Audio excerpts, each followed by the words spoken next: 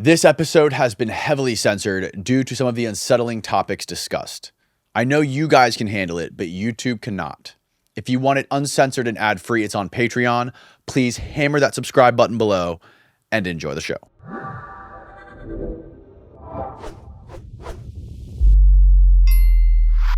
Hallelujah, Neal. Let's do this thing. Gnostic Informant. Nice to meet you finally. Dude, nice to meet you too. You got an amazing YouTube channel. Thank you. How did you get into all of this ancient religious stuff and ancient texts and linguists and this whole world?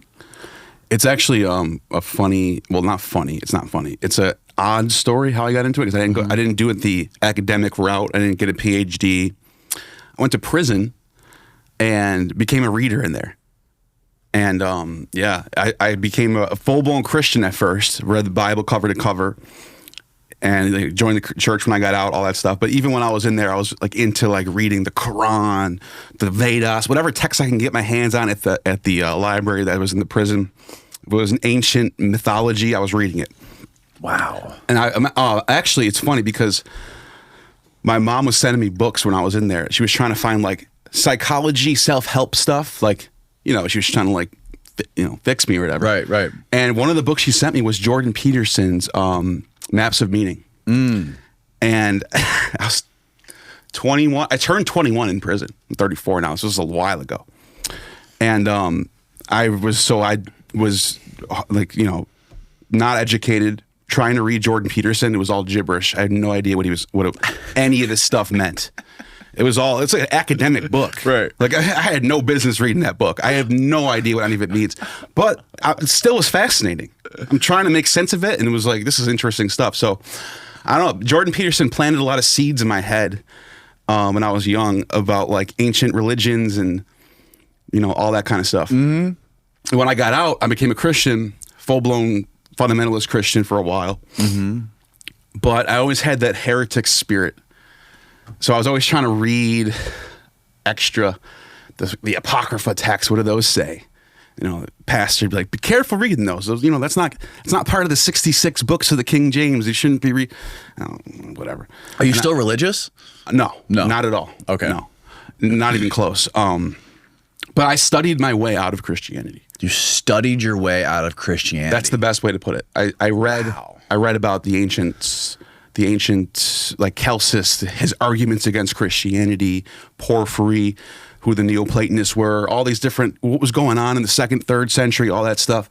Just became fascinated by it and just educated myself. And then when I started my channel 3 years ago, my main goal was to just get academics on my show, interview them, ask them questions, whatever their expertise was, whatever book they wrote. Mm-hmm.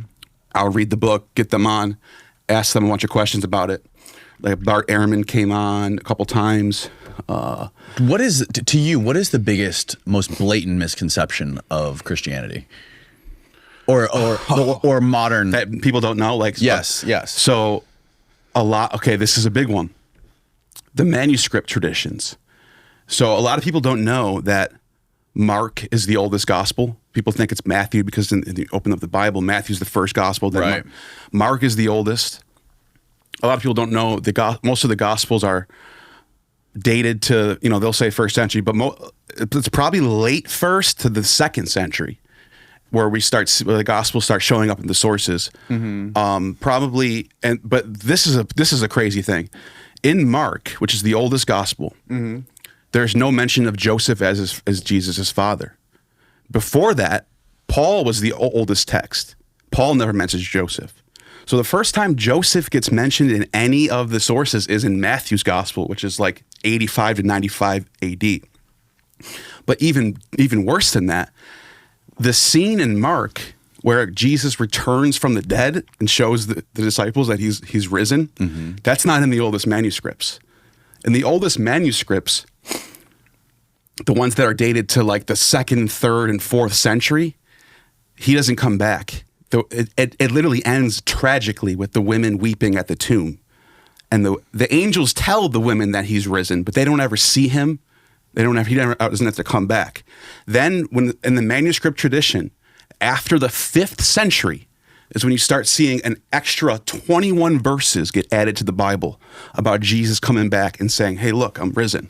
No way. And it probably has to do with Celsus and Porphyry, these early, they call them pagan. They're not really pagans. They're like Platonist writers who are very critical of Christianity. One of the things Celsus says, this is a book from the 2nd century against the Christians, where he even says, how do you even know he rose? All you're going off is just 2 women that said they met an angel?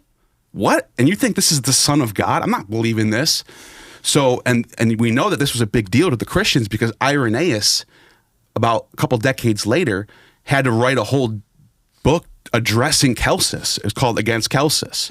So he was like, Celsus was like going after these Christians, and he was whooping their ass. I've bleeped that part out. Wow. It like philosophical, like debating wise, he was beating them up pretty bad. Right. Which makes me think that's why they added those 21 verses and said, wait a minute. No, he did come back, and here's what actually happened. But if you can fact check me, whoever's watching this, the last chapter of Mark, the last 21 verses in that last chapter do not show up in any of the manuscripts before the 5th century. The last part of, but did you say Mark was the first one to write about it? Mark's the first gospel. Mark's the first gospel. Mark's the first gospel. And none of the manuscripts before that. Yes. Can you say that again? Okay, so Mark being the first gospel, right, we have manuscripts of Mark. Right. So the first actual Bible, church Bible, where it has the Old Testament plus the New Testament, is in the 4th century in 325 AD. Okay. Before that, it was all individual manuscripts. So you have Mark floating around by itself, Matthew floating around by itself. Okay, got it. And some people would put together their own little, like a guy named Marcion put together a New Testament where it was 7 epistles of Paul plus Luke and maybe Acts, I think, but I can't remember. But Mark, the gospel of Mark that was in circulation before the 5th century only had those up till the last 21 verses. So if that's Mark right there, if you go to the last chapter, we just lost Neal's audio, or I did at least. Yeah, I meant to unmute my mic. I was on his. Okay, we'll just cut that part out. This one goes all the way down to the 16. Does it go any further than that? Yeah. Okay, so All right. if you go down, this is Mark 16. Yeah. So if you go all the way down to the bottom, where it says, keep going. All right, go up. So afterward, he appeared to the 11 themselves. Yeah. As they were reclining at the table, and he rebuked them. That's not in the oldest manuscripts. That's added. All of that stuff. And this is consensus. Any Bible scholar will agree with me on this. This is not some wild. Is there a way to access online the original? Yes, there are.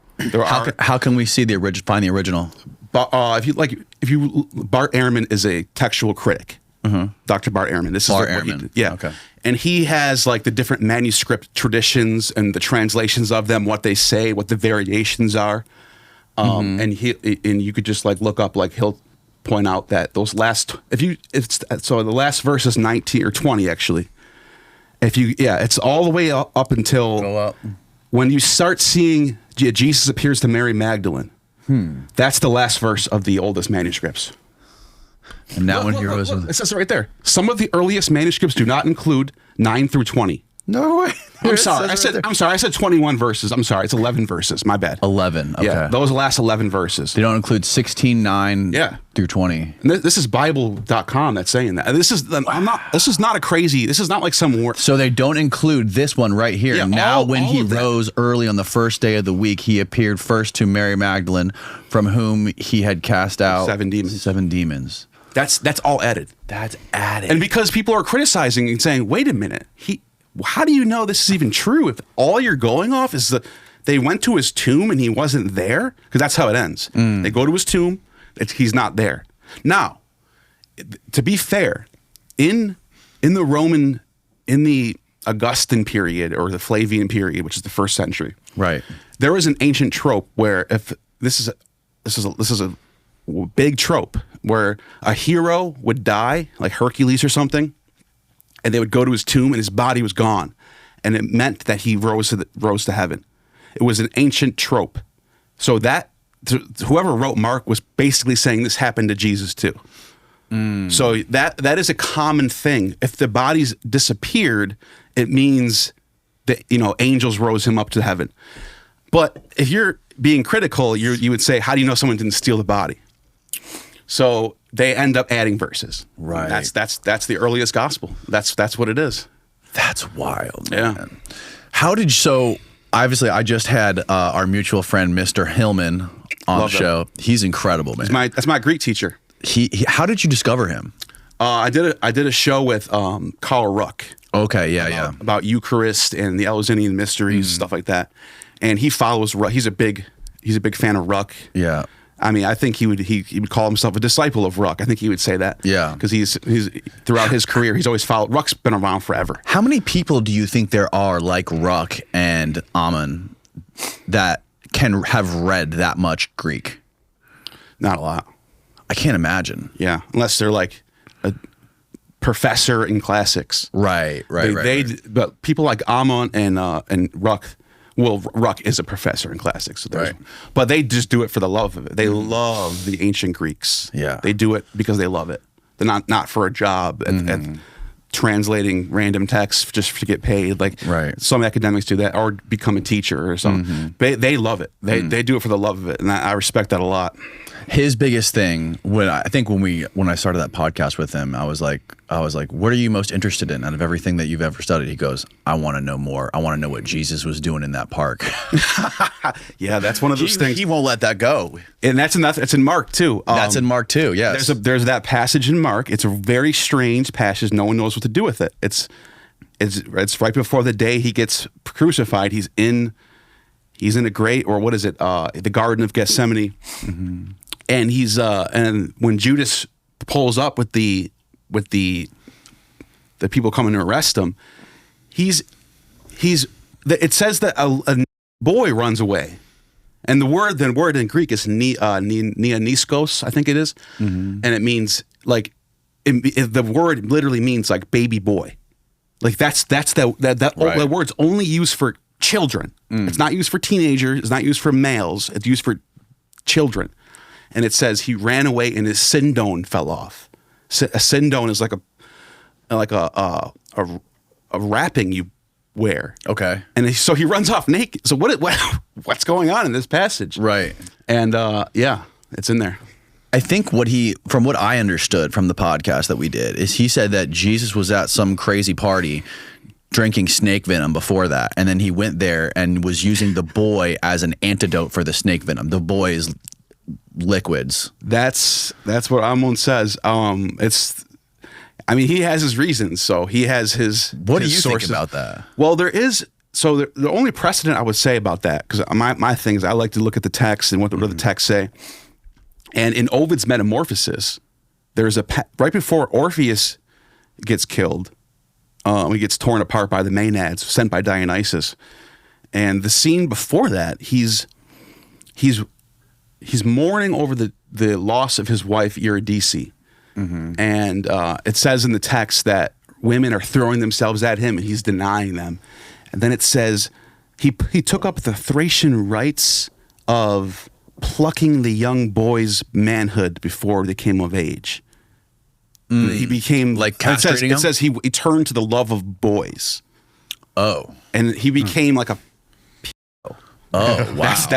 This is Ovid's Metamorphosis, not me. And who's he talking about again? He's talking about Orpheus. Who's an ancient hero theologian, great figure. It's like there's actually, if you actually look up the Oxford English translation of Ovid's Metamorphosis, it's gone. Well, they took it out. It's kind of because I don't even know if I blame them. Ammon was also telling me in the Greek language, there was also no word to distinguish like heterosexuality versus homosexuality. None.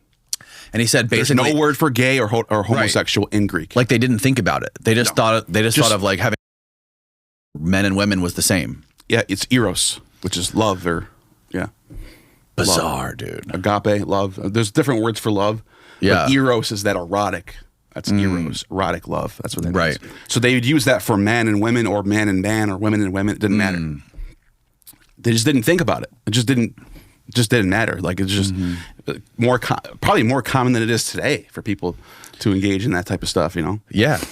So that debate that you had between Ammon and there was another guy who he was talking to who was a Hebrew linguist or something.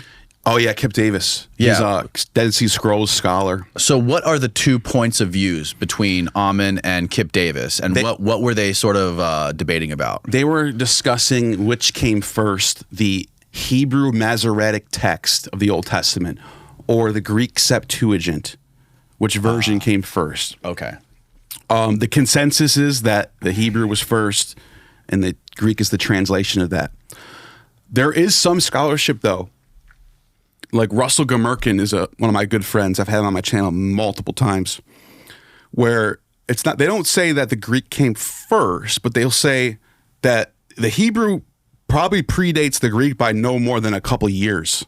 Like all of it was written in the Hellenistic period. Mm-hmm. So all of it's adopting Greek ideas, such as Platonism is big in Genesis. For example, he writes about Genesis, the creation myth, having things that line up with Plato's Timaeus. A lot of Greek philosophy in this time period was rejecting the Homeric, what we call pagan world. So Plato was not a fan of Homer or Hesiod. Oh, really? Yeah. They were, and so Heraclitus, for example, another one of these pre-Socratic philosophers, wrote about how idol worship was a bad idea. These people are dumb. These people are idiots. They're worshiping idols. What are they doing? Mm-hmm. Which sounds a lot like what you get in the Old Testament prophets. He's saying these people don't understand the meaning of God. Mm-hmm. They talk to a stone idol the way they would talk to a doorpost. That's what he says. And so that mentality is not just from, a lot of people think it's just from like the Jews talking about the Greeks, but in the Greek world, that same mentality is already there. Huh. So Russell Gamerkin points out, like, the pre-Socratics invented monism, which is there's one God who created everything. And underneath this one God is all these daemons. And daemons also are called angels, which are messengers. So that's probably where you get this dichotomy between angels and demons. A daemon is just a god. But an angel, or an angelos, is a messenger. Hermes is called the angelos. A messenger. So what it looks like is these are all daemons, but the ones that are loyal to the one, the monad, or the one, or the good god, or the creator, demiurge, whatever you want to call it, mm-hmm. Those are, if they're loyal to him, they're going to be his messenger. So they're going to be angels. Okay. If they're not, they're just daemons on their own. So they become demons. So you can see right through the Greek sources, you can see that angels and demons is already something that's already going on. So they're not necessarily bad; they're just not loyal to the main creator. They're just it's distinguishing them from the angels that are loyal. Yeah, and there's even early Christian denominations that would say, like, Zeus and Athena and Aphrodite, they're all demons that Jesus came to save everybody from. Like that's one of these early Christian groups called the Parete. Huh. The Parete believed in all the Greek mythology world was all legit and real, and they're Christians. Mm-hmm. They're not saying it didn't exist, but they just think that those daemons are evil. And this actually persists even well beyond the Nicene Creed. Pope Gregory writes a letter, and this is in the 6th century, I think, 5th or 6th century. Pope Gregory the Great, one of the great popes that everybody, Orthodox or Catholic, they're all venerating this guy.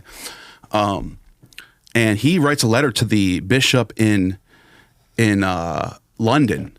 He basically says, like, their gods are demons.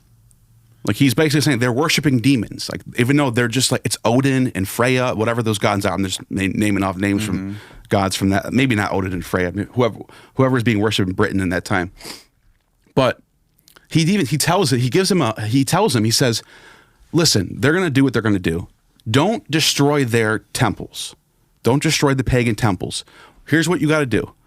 He says, take holy water, or he says, first remove the idol out. That's the demon. Take the idol out, replace it with a cross, and then sprinkle holy water in the temple. and convert it into a church. So their doctrine, the way they're growing the church is by repurposing ancient pagan sites into churches.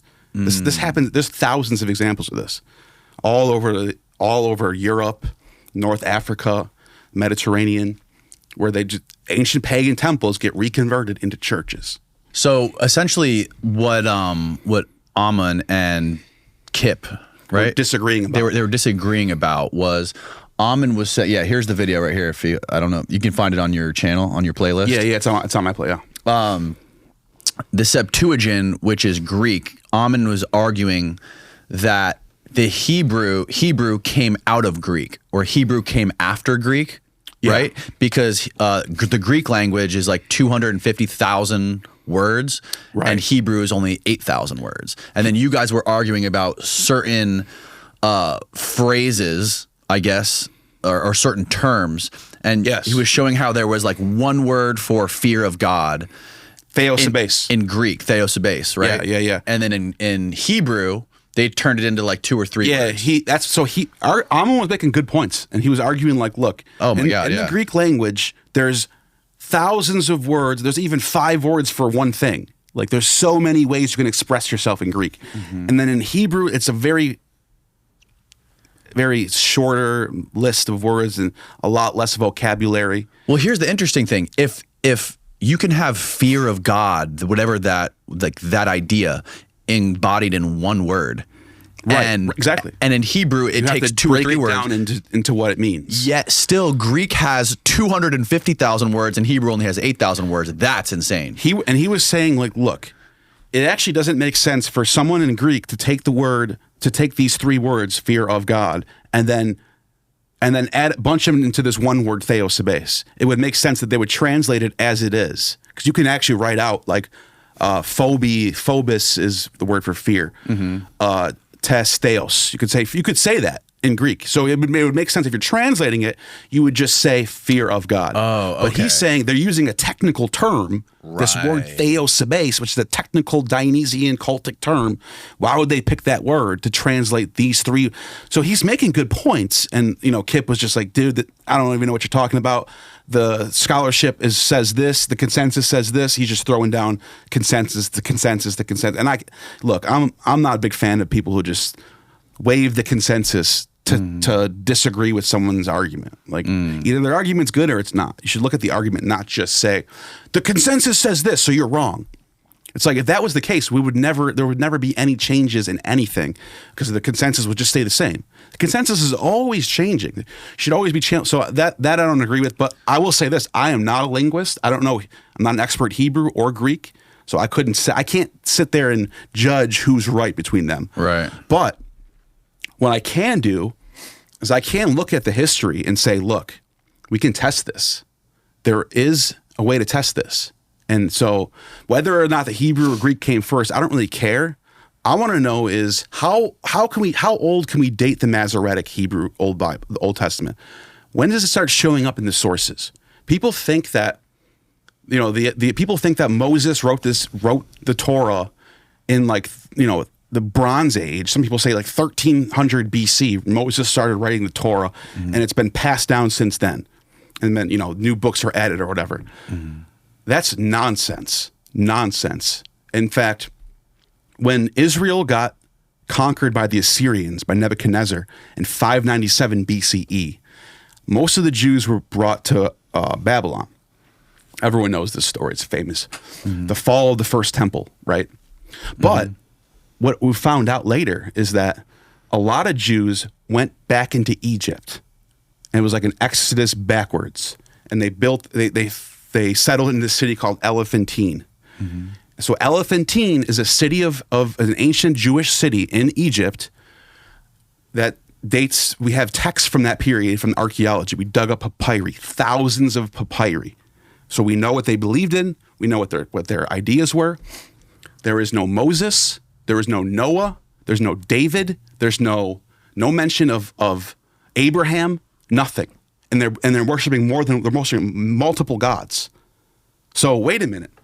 If the Torah already existed before Nebuchadnezzar in 597 BCE, wouldn't these Jews in Elephantine have Moses and Abraham and Noah in these texts? They'd have zero. We have thousands of texts from this place. No, not one mention of Abraham. Not one mention of Moses. How does that make sense? Where did it come from then?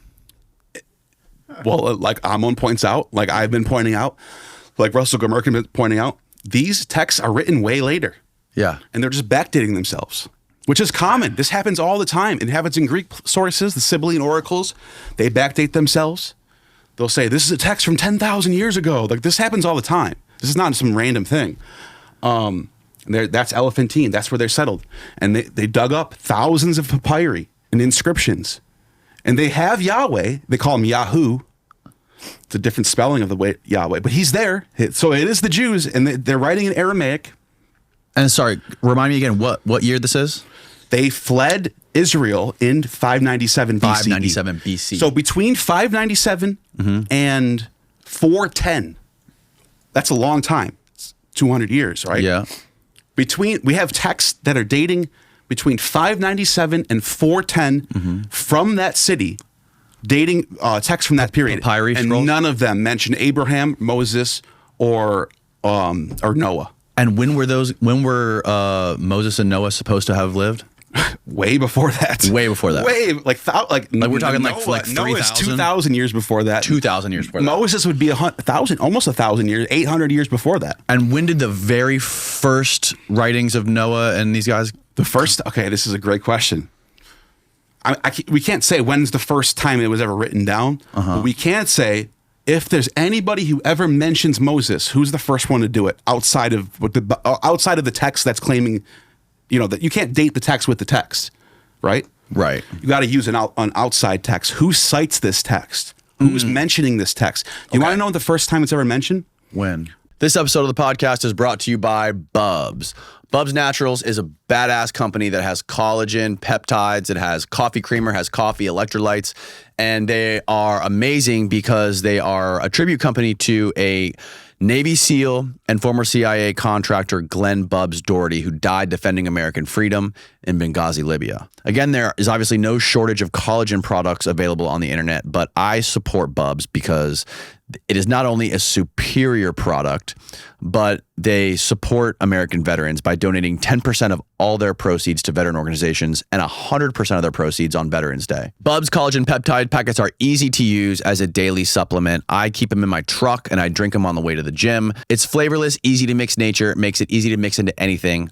I prefer mixing it in coffee. You may not know, but after the age of 25, your natural production of collagen starts to fade, which can severely impact your skin. And an interesting thing about collagen is the more you supplement with it, the more your natural production increases. Since I started using it a few months ago, I've already noticed a huge improvement in my joint connective tissues, my skin elasticity, and the overall quality of my hair, believe it or not. You can support Bubs and this podcast by visiting bubsnaturals.com and using the code DJP at checkout for 20% off your first order. Again, that's bubsnaturals.com and use the promo code DJP at checkout for 20% off. It's linked below. Now back to the show. Hecateus of Abdera around 320 BC. First time Moses is ever mentioned. He writes a text about Abraham. He writes a text about Moses and Noah. It's Hecateus of Abdera, that's his name. A guy named Berosus, a guy named Manetho. These guys they're all contemporaries with each other. Late 4th century BC, early 3rd century BC, you start hearing about Moses, Abraham, and Noah. Wow. Before that, nobody mentions them.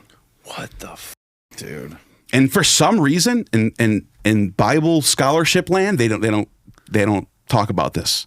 They know this is true. They won't deny it. They can't argue against it. But they'll say, there's probably an oral tradition, man. Calm down. And I'll say, well, what about Elephantine? There are all these texts there from 200-year period. Right. And there was probably a fringe sect. That's what they'll say.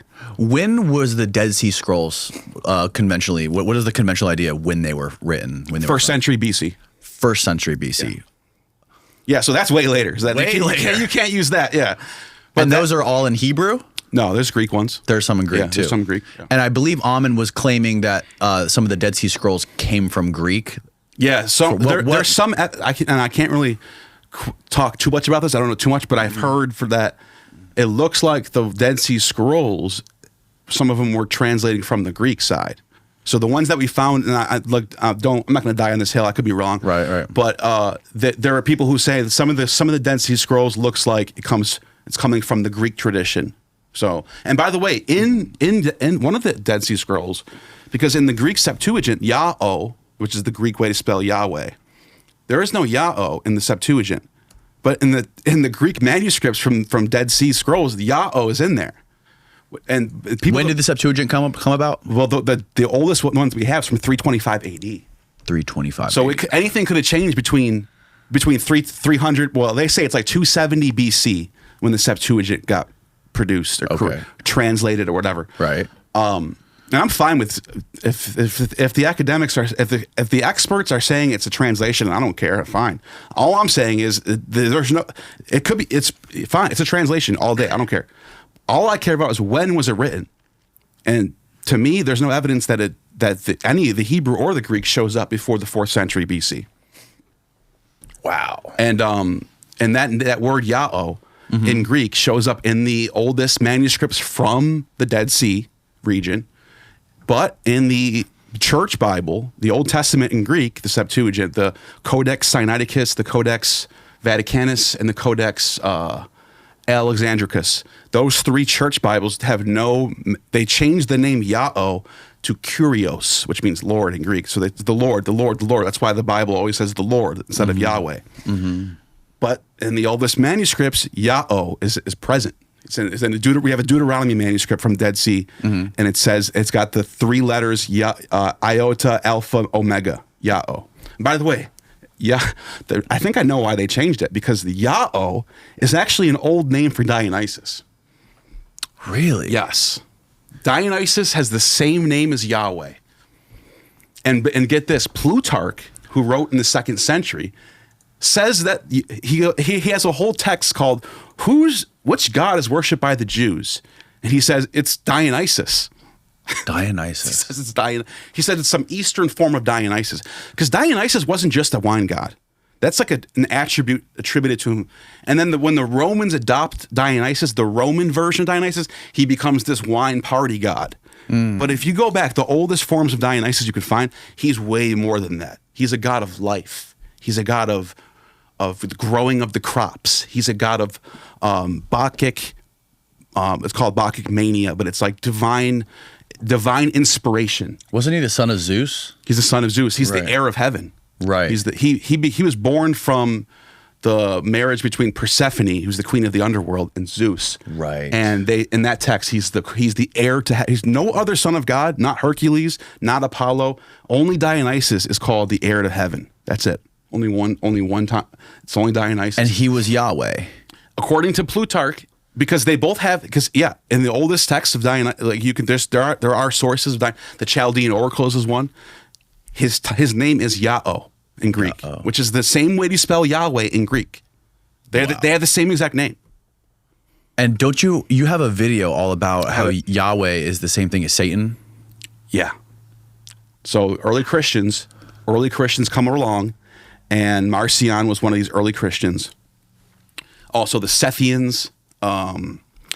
Who else? There's Valentinians, I think. There's all these different groups of Christians blowing up. The Cainites are one of them. Ophites. And they had this idea that the God of the Old Testament is actually the evil God called Yaldabaoth. And so they were like, this God is not our true God. He's an imposter. And they had the whole text called Apocryphon of John, where Jesus tells John, look, Yaldabaoth thinks he's the one who created this world. He's wrong. He wants to enslave people and put them under these harsh laws. But really, I'm the son of a different God called Sophia, which means wisdom. And this is the real creator. That's what it says. That's what the text says. So how does it tie Yahweh to Satan? Because Yahweh is that Yaldabaoth character. Oh. Yeah. Oh. Yeah. Huh. They call it Yaldabaoth, but they're talking about the God of the Old Testament. And then Yah-O is one of his names. One of the names that Yaldabaoth is inscribed with. What does it say? Did Jesus say Lord or Jehovah Yahweh when he spoke to Satan? I don't know if this is. He says Lord. They always use Kyrios in Greek. But there is a passage in John where he says, he's talking to the Pharisees, and he says, you are a son of the devil. He says it's in the Greek. He says, you are the son of the devil. And I can't remember what passage it is, but it's in John. So some people interpret that and say, look, there's an example of Jesus calling out the Pharisees and saying they're actually worshiping the wrong deity. So that's one way to interpret John. Some people say, I don't know about that interpretation. Right. But it's there. That text does say that. So is the academic consensus that the Greek came after the Hebrew? Is that no? After. Yes, after the Hebrew. Hebrew. Yes. So okay. The academic consensus is fully with the Septuagint translates the Masoretic.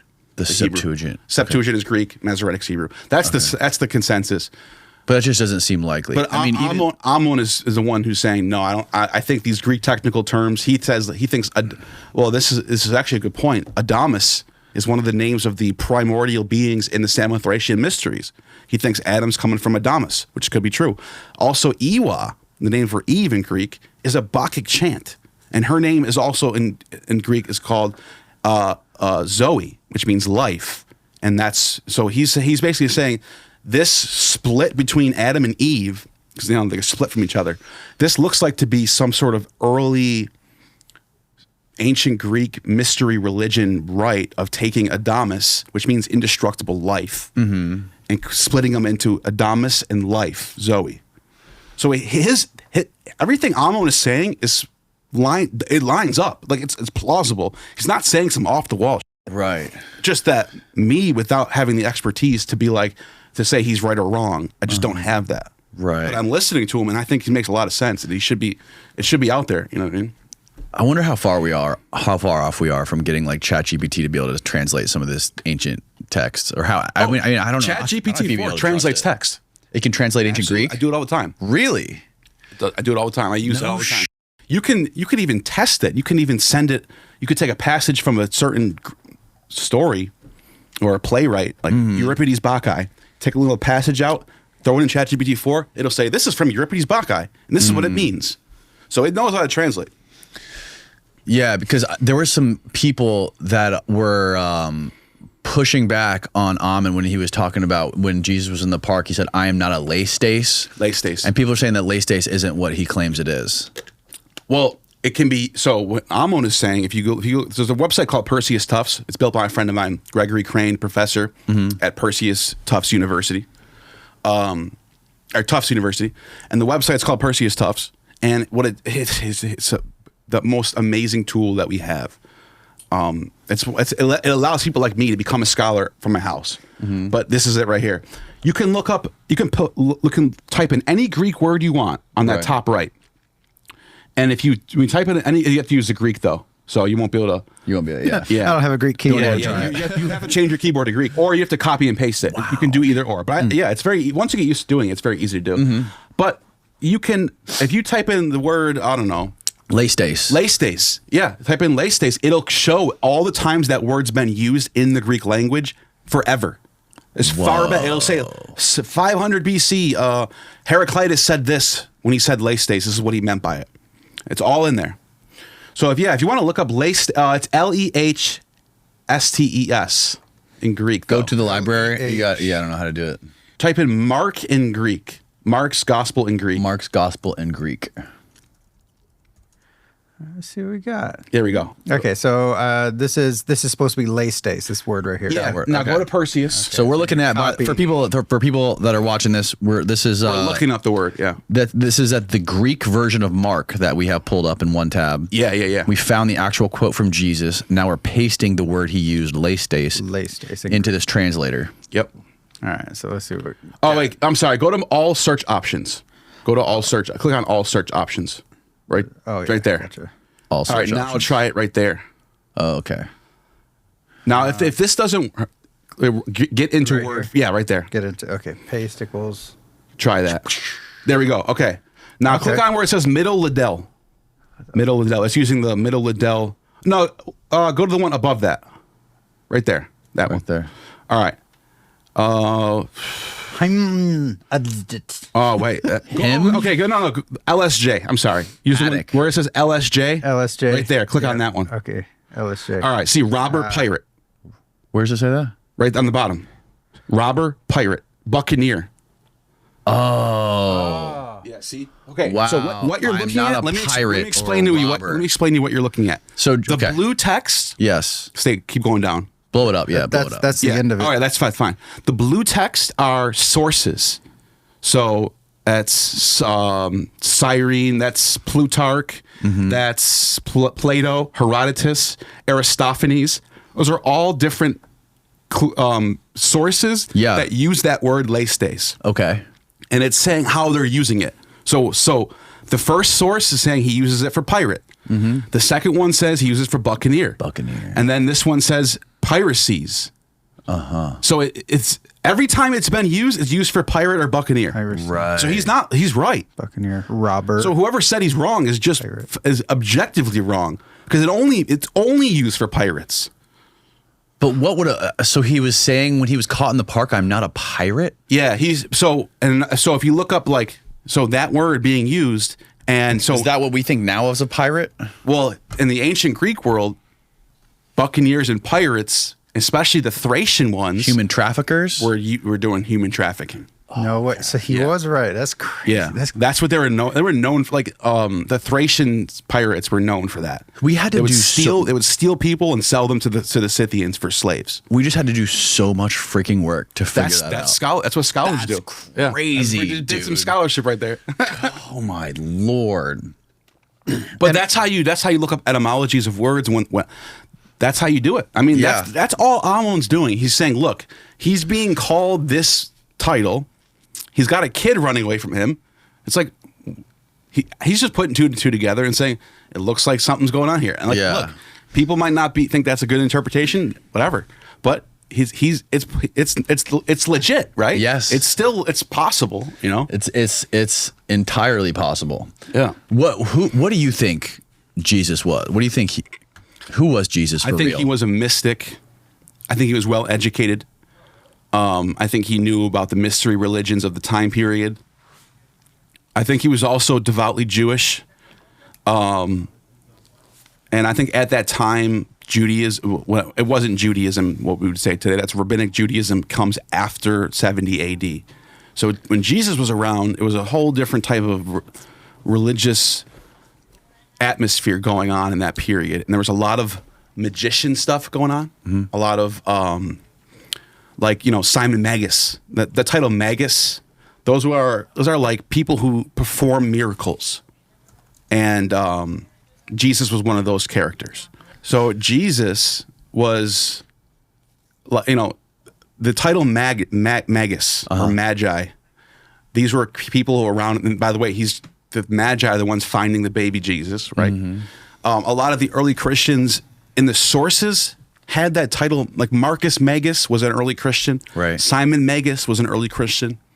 These Magi or Magus characters were in the business of performing miracles and doing mystery rites, initiations, baptisms, Eucharist, magic, mystic ceremonies, basically. And Jesus was one of these characters performing these magic rites. So was he just doing drugs? Drugs are involved. Psychedelics are involved. And look, let's go to the sources, right? Epiphanius talks about an early Christian sect that he says descended from the Nicolaitans. Nicolaitans are mentioned in Revelation, so we're talking first century. And they split off into a bunch of different groups. There's the Borborites, the Zacchaeans, the Fibionites, the Socratites, Codians, Barbellites, Secundians. There's more. I just wanted to give a whole handful of lists. There's a whole bunch of them. Right. And these are all branching off of this Nicolaitan sect. According to Epiphanius, this is what he says. I'm just repeating what the sources say. It's not like a theory that I have. This is just what the sources say. And they had their own text. It was a Gospel of Mary. Mm-hmm.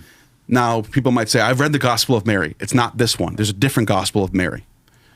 It's called like the Questions Concerning Mary or something. That's how Epiphanius refers to it. But they call it a gospel, and even Epiphanius says they call it a gospel. And it's a different gospel, very different gospel. And in this text, the Yaldabaoth is there. He's the God he's the Hebrew God, right? Uh-huh. Jesus is the son of a different God called Barbello. Barbello. And Barbello is associated with Sophia.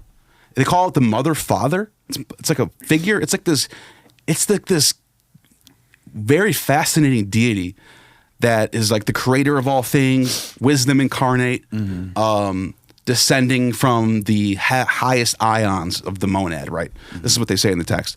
But there's an eighth heaven, and Jesus and Barbello they rule that heaven. We're below it. We're in the seventh heaven, where heaven and earth is. And Yaldabaoth rules this. I'm just laying out what their ideas are. But what they did, according to this gospel, Jesus takes Mary up on a mountain, had sex with her. Mary Magdalene.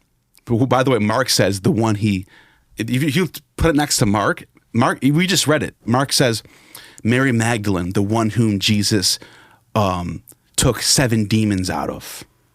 Mark said that. Mark's gospel says. We just read that. Yeah, the Mary Magdalene, the one who he exorcised 7 demons out of. Like, what does that mean? But this is what these Borborites said, that Jesus took her on. This is in the sources. Right. Jesus took her on a mountain. This is in their gospel. So it's not just like in rumor. This was written in a gospel. Jesus took Mary onto a mountain, had sex with her, told her to make it to the kingdom of heaven. He has to eat his flesh. She has to eat his flesh and drink his blood. And he made her a Eucharist with his load. Yes. What the God, dude? And that's what it says. And by the way, so who Mark wrote that? We don't know who wrote this. We don't know who we wrote have this. No idea. It's a lost gospel, but it's cited in the sources. It existed all the way up until the 3rd century, and then we start losing. And it's not mentioned anymore. It existed all up to the 3rd century, and this was found on a papyrus scroll. No. This is just cited by people in the 3rd century. Epiphanius. Oh, it's cited. Yeah, okay. Epiphanius is one of these early saints in the church. He's talking about this in his text called the Panarion. Okay. And then he continues. He says, that's in their gospel. But then we know, he says, they perform the craziest rituals where they take psychedelics, they speak in tongues, they prophesy the future, and they eat babies. So this was It's not like I'm making this up. It's so crazy. But if someone's watching, say, what is he talking about? Just look it up. Panarion by Epiphanius against the Borborites. Or actually, look up Borborites on Wikipedia. Wikipedia even says this. Borborites on Wikipedia. B-O-R, you got it, Steve? B-O-R-B-O-R-B-O-R-I-T-E-S. Right. It's in the Wikipedia page. So this is like well-known scholarship.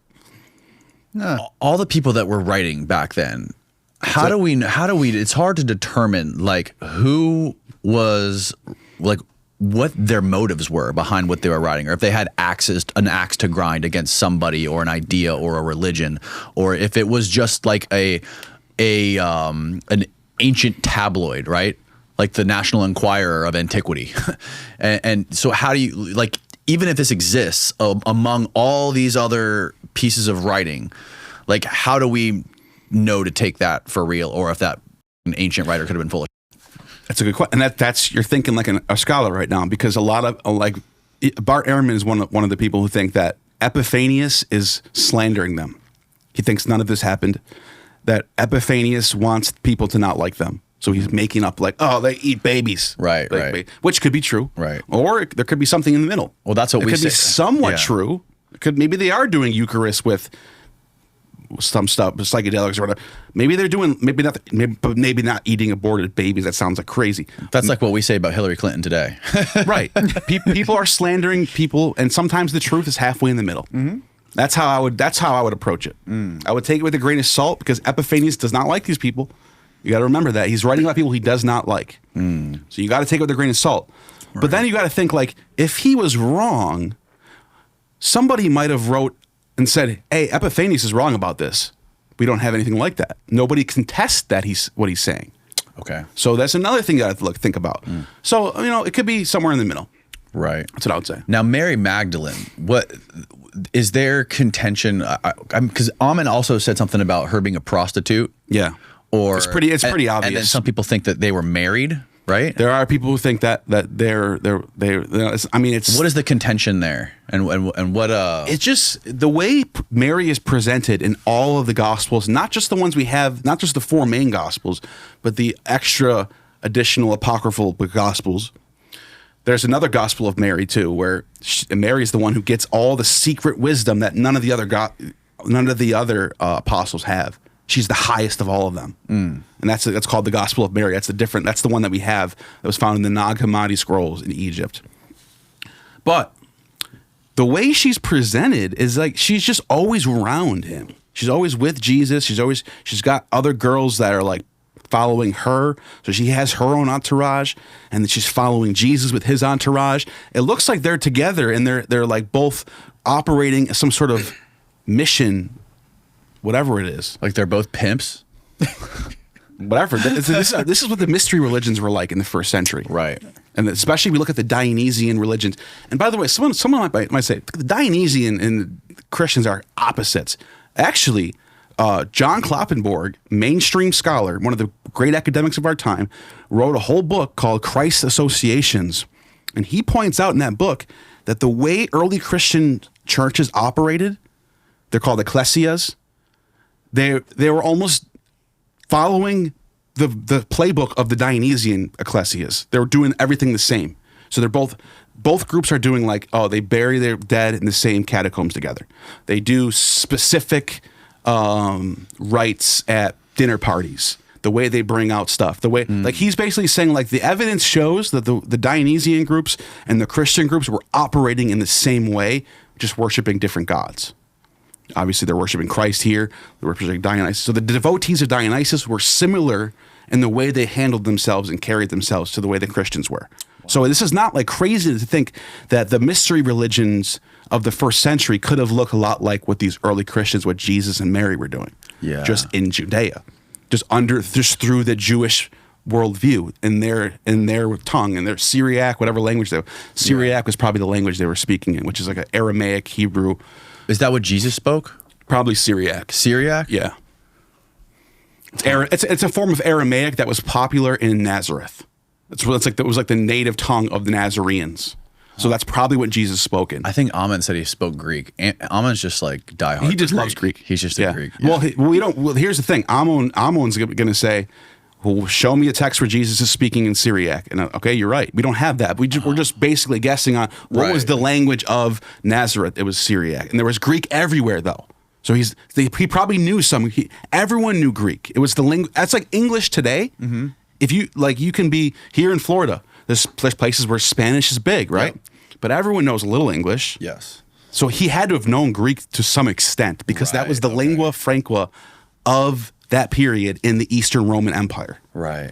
So yeah, Ammon's not wrong. He did speak Greek. Yeah, it's at least some of it. At least he had to have. Especially how educated Jesus was. I don't buy this idea that they were just some random fishermen. And like even the Talmud says that Jesus was close to the government. His mother was close to the government, and there was a trial, and everybody was. It was like the trial took long or something because he was so close to the government. And like, if you're we're taking the genealogy seriously, which I really don't think you should. I think it's made up.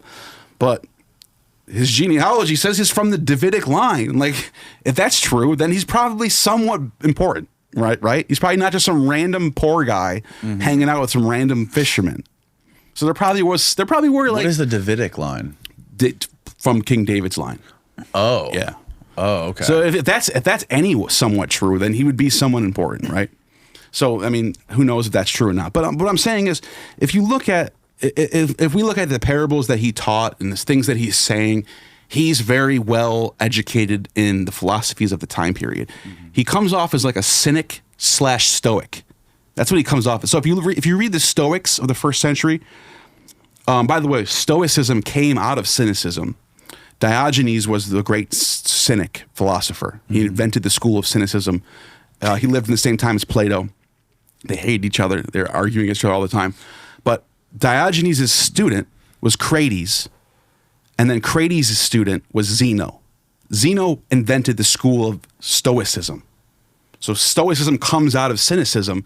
By the time you get to the 1st century, the Stoics were huge, and they end up blending in with the Platonist. Middle Platonism is Stoicism plus Platonism. And that was the dominant philosophy of the 1st century. And if you look at Jesus' parables and the way he taught, he lines up with the Middle Platonist philosophy of the day. So he obviously was educated, taught Middle Platonism.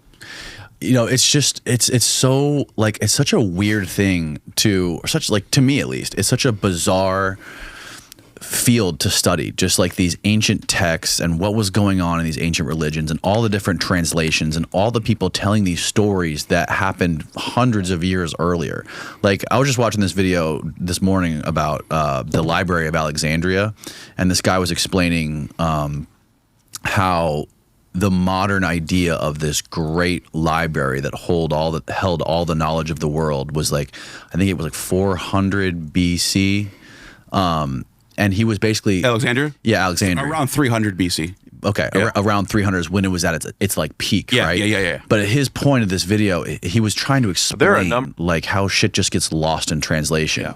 And he was like, it was where Alexandria is in northern Egypt. This is the video. I love him. I watch every video he puts out. Yeah. He's yeah. This he's is a great he's the real deal. By the way, the title is fucking fantastic too. Pre-modernist. I love him, The man. Boring Truth About the Library of Alexandria. He explains in this I'm a video. huge fan of him. I hope he sees this. Yeah. I want to get him on my channel. He explains like where Alexandria was, those books would not have survived in that humid environment. They would have to kept making copies and copies and copies to keep them up to date so they wouldn't just disintegrate. And then he goes, modern people think the burning of the Library of Alexandria by either the Christians, the Muslims, or Julius Caesar, right? So Julius Caesar apparently did it around like 50 BC. Right. And well, that's 300 years later. Those books would never have, most of them, there's no way they would have all survived that long anyways.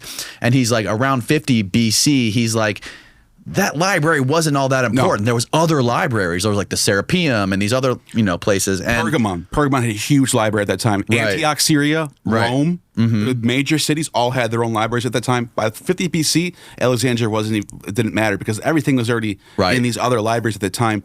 But think about it like this. How different is the world from now between the time of the founding fathers, 300 years ago?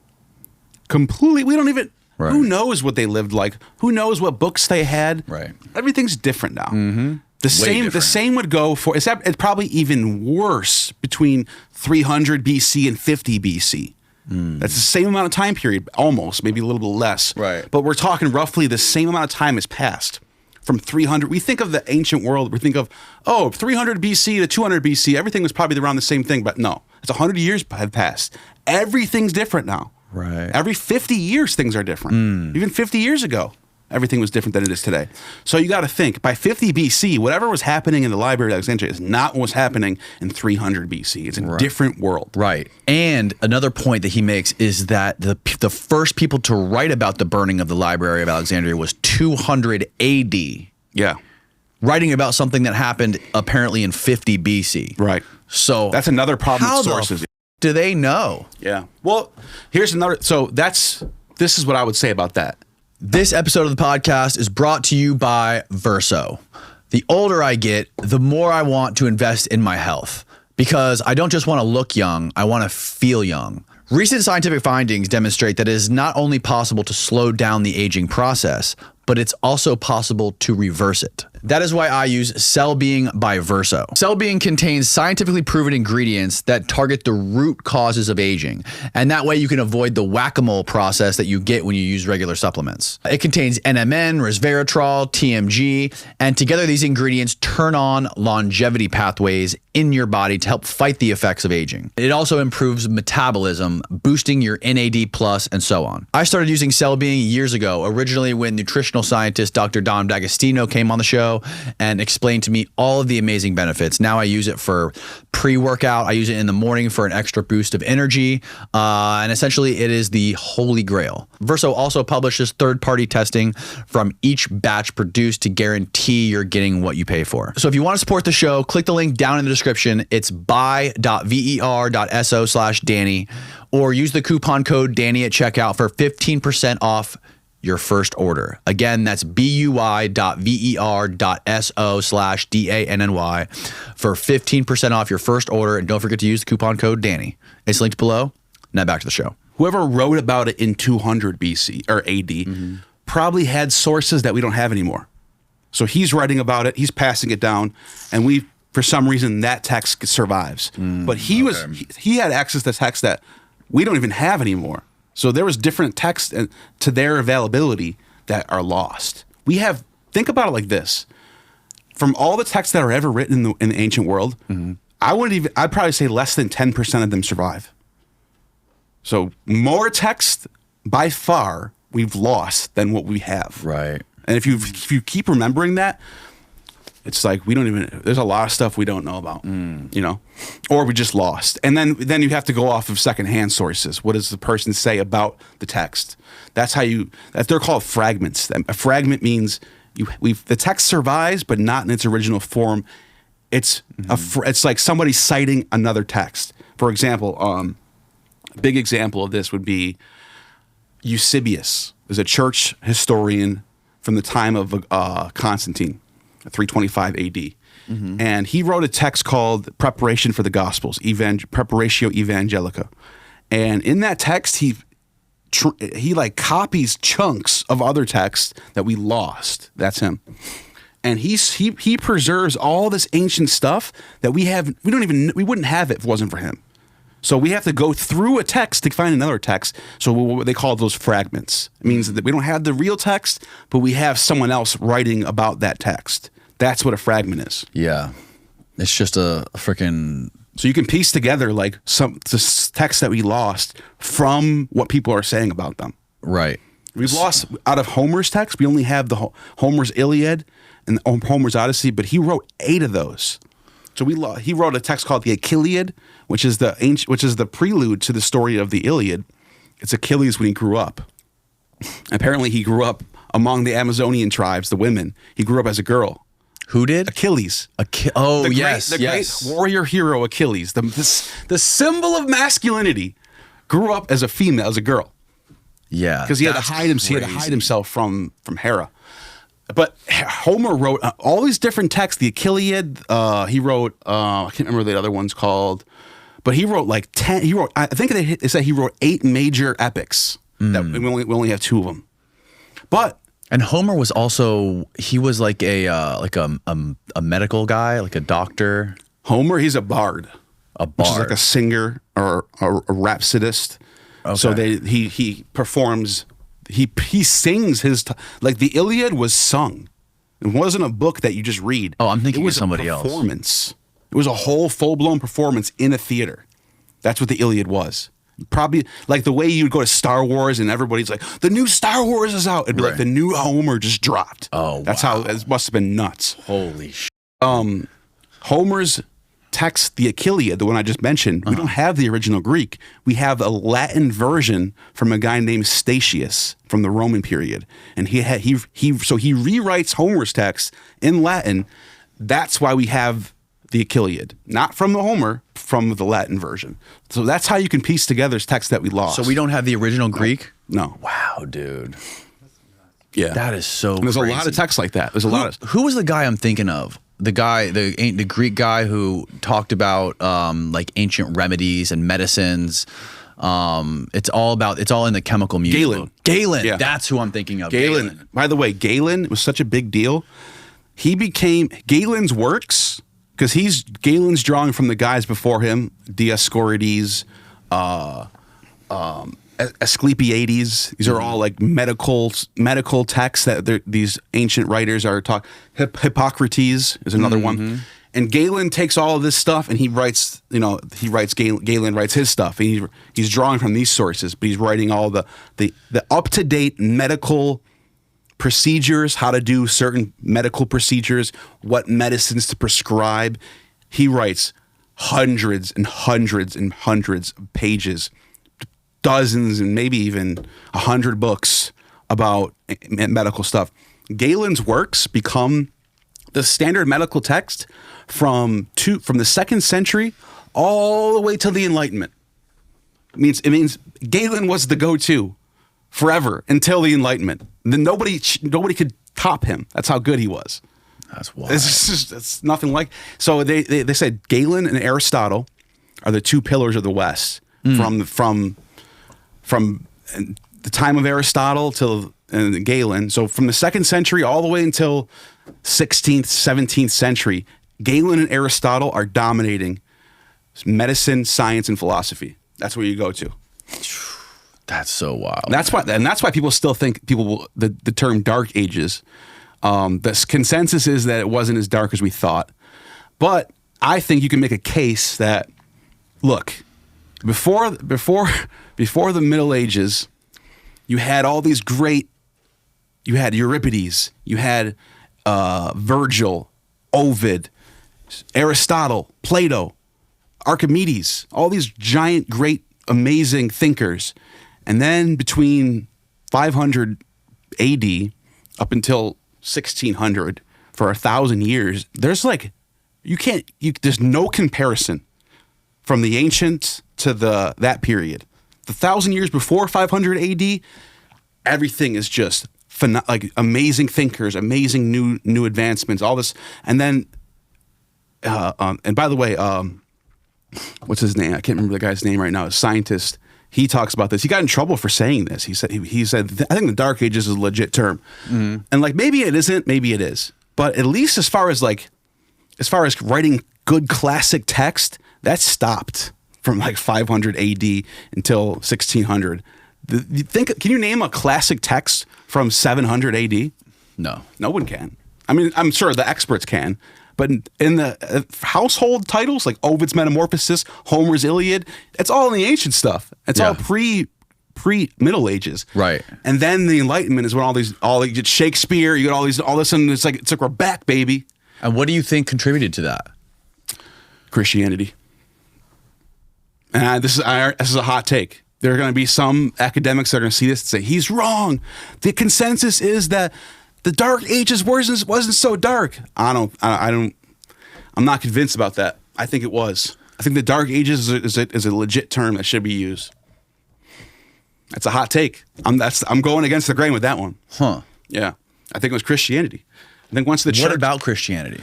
I think it set up a new world where the main focus was church, go to church, work or become a soldier for the Roman army or whatever, the Frankish army, or be a farmer, or then it was like the world was just centered around the church.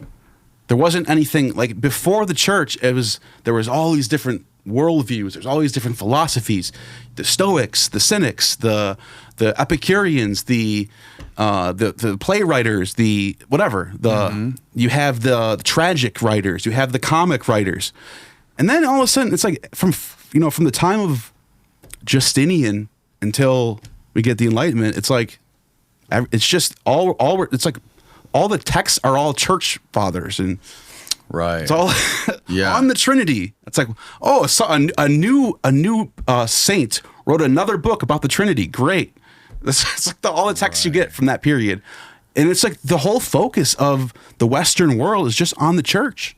Right. It's all anyone cared about. They became that was the world. Now, what do you attribute to all the great thinkers of the time of Plato and Aristotle and Socrates and the creation of democracy and the scientific method and all this stuff? What caused that? Yeah, what do you think was responsible for that time and the creation of those, or the development of people who were able to come up with these crazy ideas and theories that affect us today? The ability to debate, to have dialogues, and not dogma.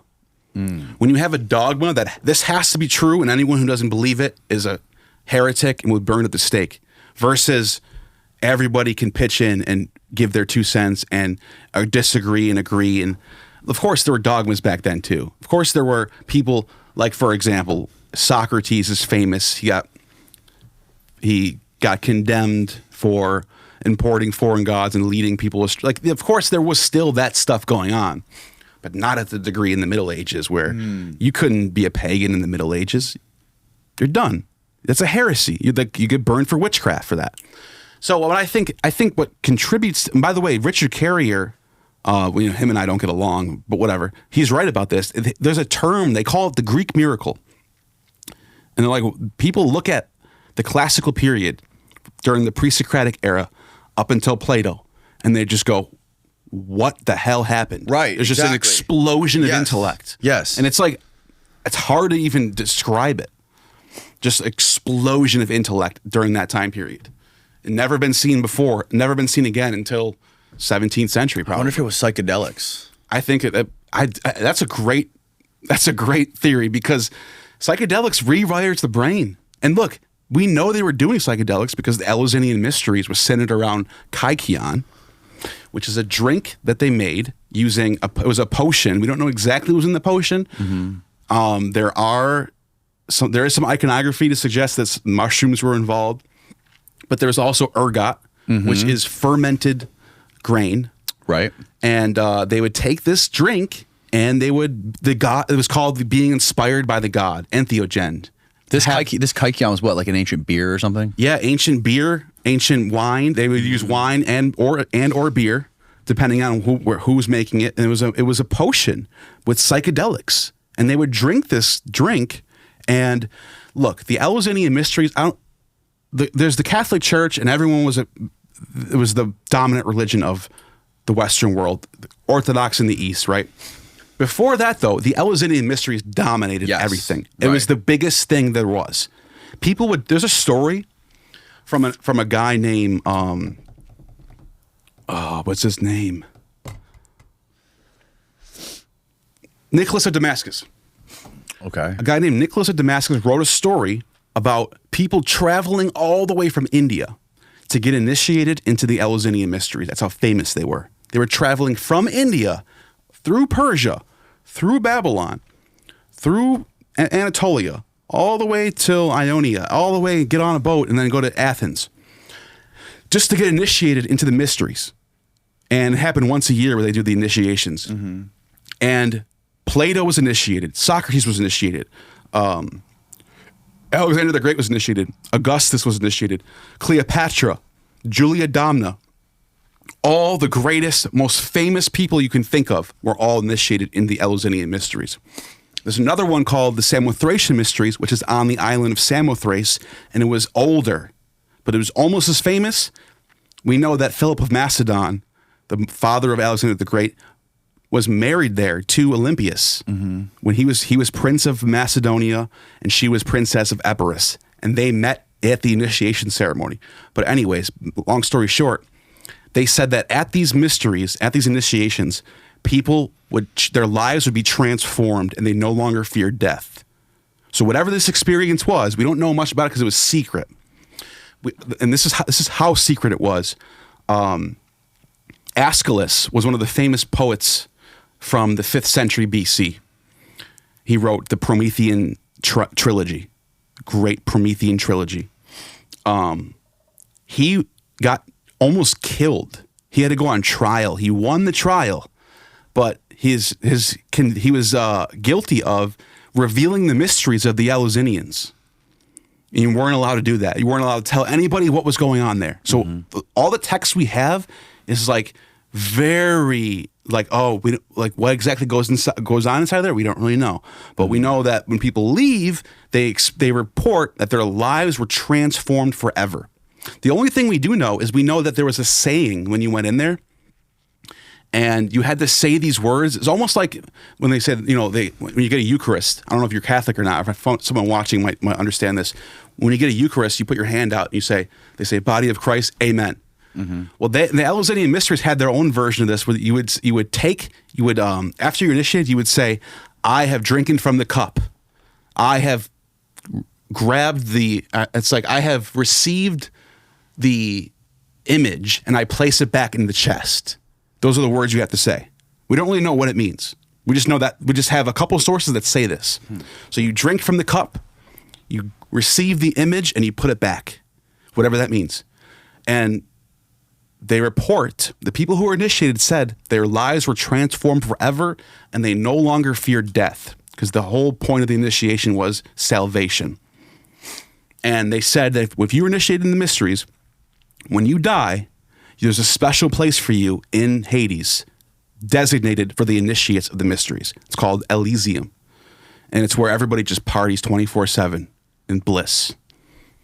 And so when you got initiated, you know, it was like getting your confirmation at the church. It was like, I'm part of heaven now. So that idea of salvation definitely is credited to the Eleusinian mysteries. Wow, man. And it was psychedelics. Didn't Brian Marescu do some studies on what was inside of some of these old like vases, and they like found like remnants of what's in there and studied like the chemical compounds or breakdown or whatever's in there? Yeah, his book is amazing. Yeah, the Immortality Key. You got to read that. What is this? Elysium Fields? Elysian Fields, according to Homer. Yeah, this is where you go. This is the place in Hades, because Hades has different places in it. It's the underworld. Oh, okay. Tartarus is the pit. Tartarus is where people go to get tortured. That's hell. Elysium is above Tartarus. That's where you go, and that's where all the people who are good people and initiates. So you go there. If you get initiated, you're saved. Mm-hmm. Kronos, it says, Kronos is the ruler. Kronos rules Elysium, and then Hades, or Pluto, rules Hades with his wife Persephone, who's called the Kori. Right. And so that's where you get the Fortunate Isles. There's a whole map down there. But that's where people, that was the ancient heaven. That was the ancient underworld, or heaven and hell are right next to each other. Just like right across the street. Oh, and by the way, in the New Testament reflects this, because there's a parable about the rich man and the beggar, mm-hmm. and the rich man ends up in hell, and he's like begging the beggar who's up there with Abraham. It says he's in the bosom of Abraham, and he's saying, "Give me a drop of water." And Abraham was like, "It's too late. You should have repented before it was too late." And like, they're right next to each other, the heaven and hell. So even in the New Testament, the idea of heaven and hell are right next to each other is reflected right there. That's so wild. Yeah, so it's not that far off from Judeo-Christian cosmology. We like to put a force field around Israel and then say, these are all pagans, and then this is the monotheist, and they have different religions going on. That's not what it was. They were all borrowing from each other. They were all within the same cosmology. They all believe in different stuff, but they all, at the end of the day, it's all interrelated. It's like Marvel and DC Comics. Like, that separation didn't really happen. They were all in the same universe. They were all worshiping different gods and different rituals, but they all believed somewhat of the same stuff. Like, it was all borrowing from each other. Right. You know? And going back to like the Eleusinian mysteries, there was a lot of depictions of the pine cone. Yeah. Like, somebody had the pine cone staff. Yeah. The thyrsos. The thyrsus. The thyrsus. Yeah. Dionysus held a staff, and he wore an ivy diadem on his head. But he had this staff. It was called a thyrsus, and it had a pine cone on top and a ribbon on it. And it was a magic wand called a rhamdos. That means wand in Greek. But the staff was called a thyrsus, but it was a type of rhamdos, which is a wand. And it was a magic staff. Yeah. By the way, Jesus, the oldest images of Jesus in the world that we have are not this old bearded guy. It's a shaven young guy holding a wand. You can look it up. Jesus with wand. Watch this. Jesus with a wand? Yeah, type in Jesus with wand. This is the oldest image of Jesus in the third. This is what he looks like. The oldest image of Jesus? Those are the oldest images of Jesus. Yeah. Those are from catacombs from the second and third century. We don't have anything from the first century. Where There's a catacombs, probably somewhere in Italy somewhere. Blow that up, Steve. Yeah. That's one of. Now, we don't know which one's older, but these are the oldest images of Jesus that exist. They're the top 10. What is he supposed to be doing right there? He's holding a wand out and he's raising Lazarus from the dead. Whoa. That's what that is. Huh. And by the way, look, he's got no beard. And how do we know that's supposed to be Jesus? It's the Christian catacombs. Oh. Yeah. The whole catacombs is all scenes from the Bible. It's all really? And all of them look like that. All of them have a young, perfectly shaven boy. Jesus is young. He's in his 20s, right? Right. He died around 30, 33. Right. So, yeah, he's just a young guy with a magic wand in his hand. He holds a wand. He's a magician. What do you think there's any connection between the depiction of the pine cone and the pineal gland? Could be. I mean, that's where the word pineal gland comes from, right? Because it looks like a pine cone. That's what they said. Right. So there's probably something. There could be something going on there. And by the way, we know the ancients were opening up bodies to look at the inside. Galen, yes. Galen writes about the insides of the brain, what it looks like. He maps out the whole human body. So they knew what the body looked like. They knew what the inner brain looked like. They knew what a pineal gland was. They might have called it something else. Right. But they knew what it looked like. So that's possible. They might have said maybe there's a wand inside of us with the pineal gland on top. Right. That could be what they thought. God, yeah. I would say that's a decent theory right there. I would say that makes sense. I mean, and it also makes sense, like the ubiquitous use of drugs back then, because of all of the famine and all of the people dying from combat and combat injuries and the plagues that were going on all the time. Josephus is rough. Josephus writes about first century Israel, and there are scenes where he says, when I was walking through Nazareth, and the whole road was just thousands of people on crucified, dead bodies. The whole Israel was like that because it's war torn. They're getting destroyed by the Romans during the 60s, late 60s AD. And he says, in this one village, everybody was starving to death. There was no food, and the Roman centurions they started smelling something cooking. And they were starving. They're like, who's cooking? Who's got food? Let's go get it. And they ran into a building, and there was this woman named Miriam in Greek. Mm-hmm. And she was eating her baby. Oh my God, dude. That's how bad it got. So yeah, first century was a different world. It's so freaking wild to think about. Just imagine walking through the countryside of Judea and just seeing in the distance a whole row of wooden stakes with people crucified on them. And it's just like, that's crazy. So is it true that the two guys that were crucified next to Jesus were also traffickers or pirates? That we don't know. We don't know what they were doing. There's no text that indicates what they were doing. That was something Ammon said too. Yeah, that's what he said. He's like, they were both lace stays. He might have a source to prove that. I don't know where he got that from. I'm not going to deny it. Like he might have a source to indicate that. I never heard that though. But here's the thing about Ammon. He says a lot of stuff that initially you go, huh? And then if you just ask him and press him on it, he'll show you where he got it from. Mm-hmm. He's never he's always backed up everything he says. Yeah.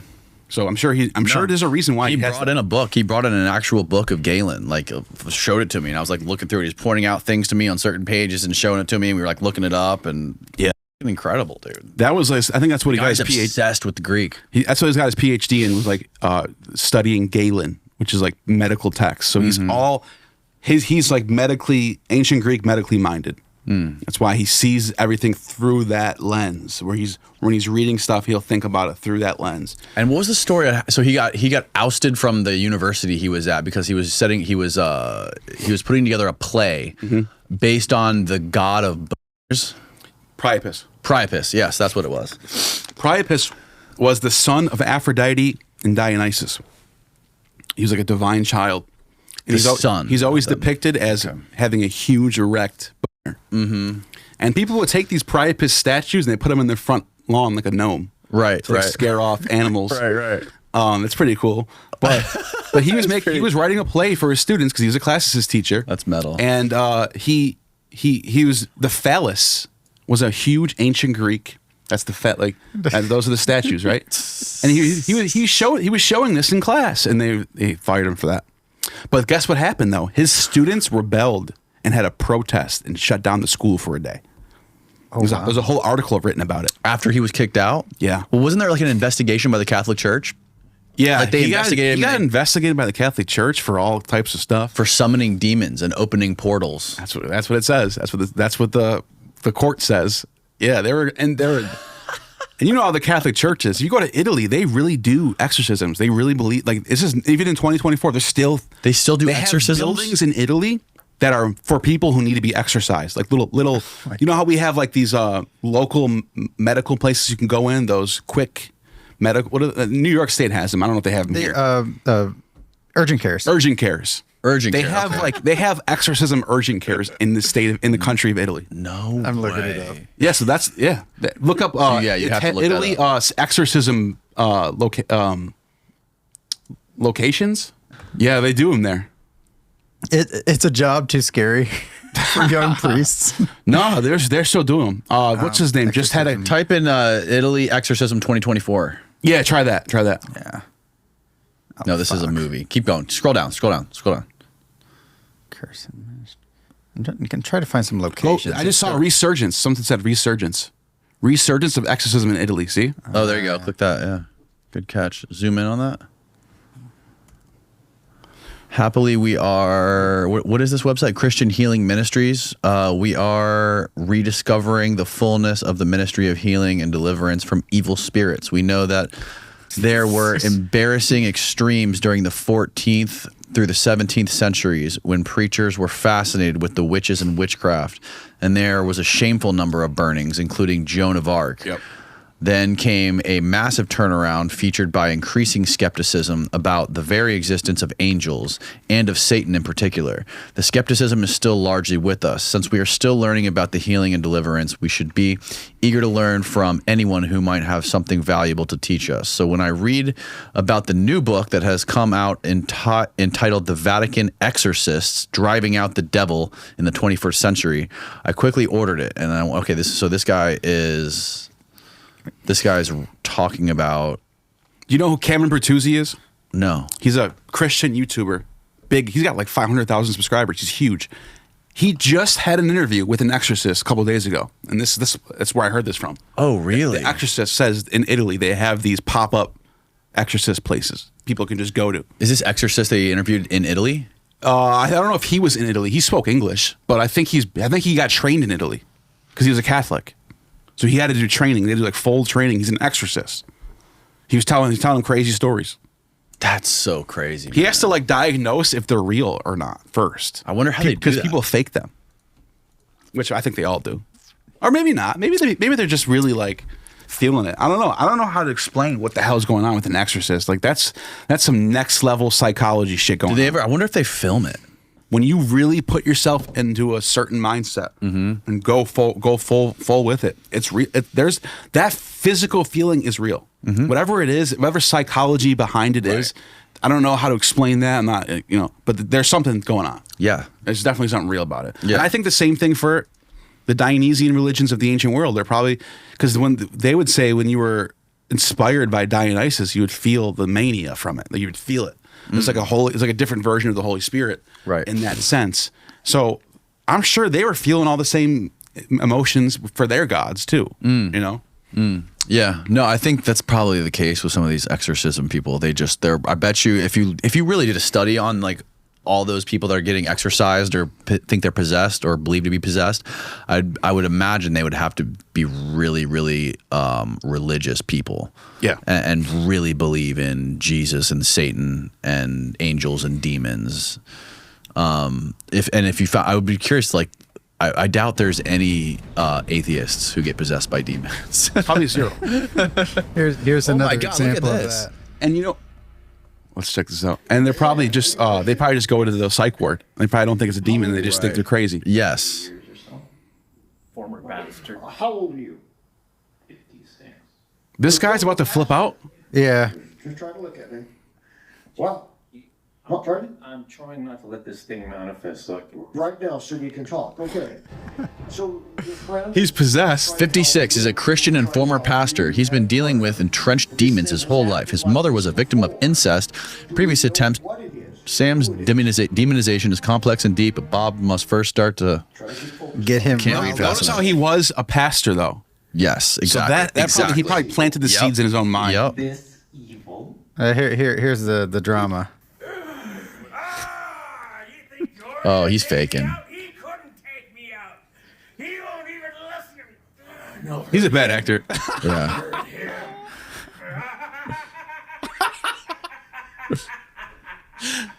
Right. Are you afraid, Bob? Quiet! Do you have It's like role legal play. authority? Yeah. Yes or no? Looks like it does look like role play. Do you have legal authority? They're never going to look at that guy the same ever again. That whole church are never going to look at him the same ever again after this. And witchcraft? Witchcraft? Witchcraft, Bob? So, yeah. Crap. Witchcraft!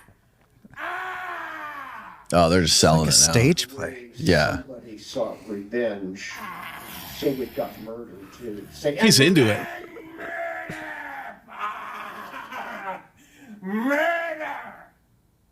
He won't do that. Look at that guy's alien shirt. He won't hurt anybody. So we all. Yeah, he's selling it, dude. Yeah. There's no way. Damn. The curse. That's so fake. You think they planned that out? Absolutely. I think they probably planned it out. They hired the videographer and they're trying to blow up their YouTube channel. Yeah, you're right. There's definitely a videographer there. That's a good camera. Yeah, they had that all planned out. Yeah. Yeah. I mean, but like, I bet you they're not all planned out, but these people probably have mental health issues. And if you want to call, like, if we're going to call it spiritual or mental, there might be some sort of gray area, like we call, like whatever you want to call it, right? Yeah. They might have those emotional problems that are going on. And, you know, some might call it spiritual, some might call it emotional, but I think it's just two words describing the same thing, Right. you know, whatever it is. What was the burning purple? Do you know what I'm talking about? There was a recent article that came out where they discovered like this purple dye in Egypt or something. Yeah, I'm glad you brought this up because this brings back to the Christian stuff. So Yeah. there is, in a lot of these ancient texts concerning the mysteries, there's always a reoccurring thing about this drug or drink that was considered to be burning purple. And a lot of these seers, which are prophets, were described with like purple stained teeth because they're drinking this shit, right? And that's what they called burning purple. And so, but get this, there's a group of Christians called the Valentinians. And just to do a quick little run up to back, I'll bring it back to the purple, I promise. But this guy named Valentinus was a really famous Christian in the 2nd century, maybe late 1st too. But he really became like famous in the early 2nd to middle 2nd, around 140 AD, somewhere around 140, 139, 141, whatever, one of those years. He ran during the election for the next Bishop of Rome, which is what the Pope is today. He was going to be the Pope. Okay. The Bishop of Rome is the Pope. Pontifex Maximus, it's a title that goes all the way back to Julius Caesar and beyond that. Julius Caesar was the Pontifex Maximus in his time. He was the religious leader of Rome. People don't know that. But after Augustus, the title went to whoever was the emperor. And then when Constantine, or somewhere right before Constantine, at some point they changed it to no longer as the emperor, the Pontifex Maximus. They gave it back to the bishops again. So the Christian bishop became the Pontifex Maximus, the highest priest you can be in the Roman Empire. And in the 2nd century, when the Christians had their own Bishop of Rome, Pontifex Maximus system that was different from what the pagans were doing when they had the emperor be the Pontifex Maximus. So this is a whole different thing. Anyways, Valentinus ran for this office, and he lost by like a couple votes, and he would have been the Bishop of Rome. He would be on everyone's list of popes right now. Peter was the first pope, right? And then there's John Paul and whatever, all the way down to who's the pope right now. He would have been on that list. He would have been like the 5th one from Peter, 4th or 5th. He was like, there's only a few between Peter and this guy. He just barely lost. I just wanted to bring that up because I wanted to show you how important these people were in the church early on. And this is not just some random nobody. His successor his name is Marcus the Valentinian. His other title was Marcus Magus. And this guy got in trouble. He was in Rome. He was performing Eucharist, and he was adding some purple substance to the drinks, and it was causing people to hallucinate. It was a psychedelic potion. He was adding it to the Eucharist. We get this from Hippolytus talks about this, and Irenaeus. So we have two corroborating sources about this, saying that this guy Marcus, the successor of Valentinus, was performing Eucharist with burning purple in it. It says purple. It doesn't say burning, but it says he was adding purple to the drink, which put two and two together. Purple psychedelics, it has to be this. Most likely it's this burning purple stuff that everyone's talking about. Right. And so he was causing, people were tripping out and seeing and getting the Holy Spirit and seeing Jesus and Mary, whatever. Yeah. And this is what he was basically making it happen with this drug. So, Hippolytus writes about this. He says, this guy was he's a magician. He was an illusionist. He was causing people to trip out with this drug, and it's purple. This purple drink, they called it. And but yeah, so that text indicates that these early Christians were using this purple substance in their Eucharist. What was in the Eucharist itself? That's the wine. So the Eucharist is the wine, which represents the blood of Christ, and the bread is the body of Christ. Right. There is a precedent for this in the Eleusinian mysteries, because Demeter is the grain goddess, Dionysus is the wine god. Okay. So those two together, when you drink the kykeon, you're taking in the gods. And this is not like, this is what they would say too. Dionysus was entering your body when you drink this, when you drank the wine, and Demeter was entering your body when you drank the grain, the beer. So this kykeon mix was basically having these gods enter your body, just like the Christians are doing with the Eucharist. Wow, dude. Since we're on the topic of Marcus Magus and this purple stuff, right? I probably should give a little rundown, because this sounds like this is so out there. Wow, Christians don't do this stuff. That's crazy. This must be not true. But if you actually look at what these early Christian groups were doing, you'll see that this is not that out of place. I mentioned the Borborites, obviously, the one with that crazy gospel with Mary drinking the load. And there's another group called the Nazarenes. These are my favorite ones. 2nd century, they operated in Asia Minor, modern day Turkey, and they had they were led by a guy named the Nicene Preacher. We don't know his real name. All the sources say he's called the Nicene Preacher. Never says his name, and he was basically equating Jesus with other gods like Dionysus, Attis, Adonis, Osiris, Pan. So he had a hymn. It was the Homeric hymn to Attis. This was an ancient Homeric age hymn dedicated to the god Attis. And in this hymn, whoever wrote it, I don't know if it was Homer or attributed to Homer. It's called the Homeric hymn. But in this hymn, basically what happens is it starts off with, "You are the son of Kronos, great son of Rhea, Dionysus, Bacchus, Attis. They call you, in Egypt, they call you Osiris. In Phrygia, they call you Pappus. In Samothrace, they call you Adamus." And it goes through and it lists all these sons of God characters. And they're basically saying these are all the same God. And the Nicene Preacher took this hymn and then changed it to Jesus. So the Nicenes believed that all of these sons of God characters, Dionysus, Attis, Osiris, Adonis, are all prophecies or prefigurations of the Christ. He also talked about how Christ is the fulfillment of the Eleusinian mysteries. So that's in the 2nd century. Christ is the fulfillment of the Eleusinian mysteries. What does that mean? That's what he says in the whatever fragment we have. So what I'm referring to in this, a guy named Hippolytus, one of the great church fathers, Hippolytus. He's a saint, Saint Hippolytus. He wrote a text called Against Heresies. And in this text, he has a whole chapter about this one guy. And he preserves these texts. And one of the things he quotes from saying is him saying, Christ is the fulfillment of the Eleusinian mysteries. So is he saying Christ is being high on drugs? Could be.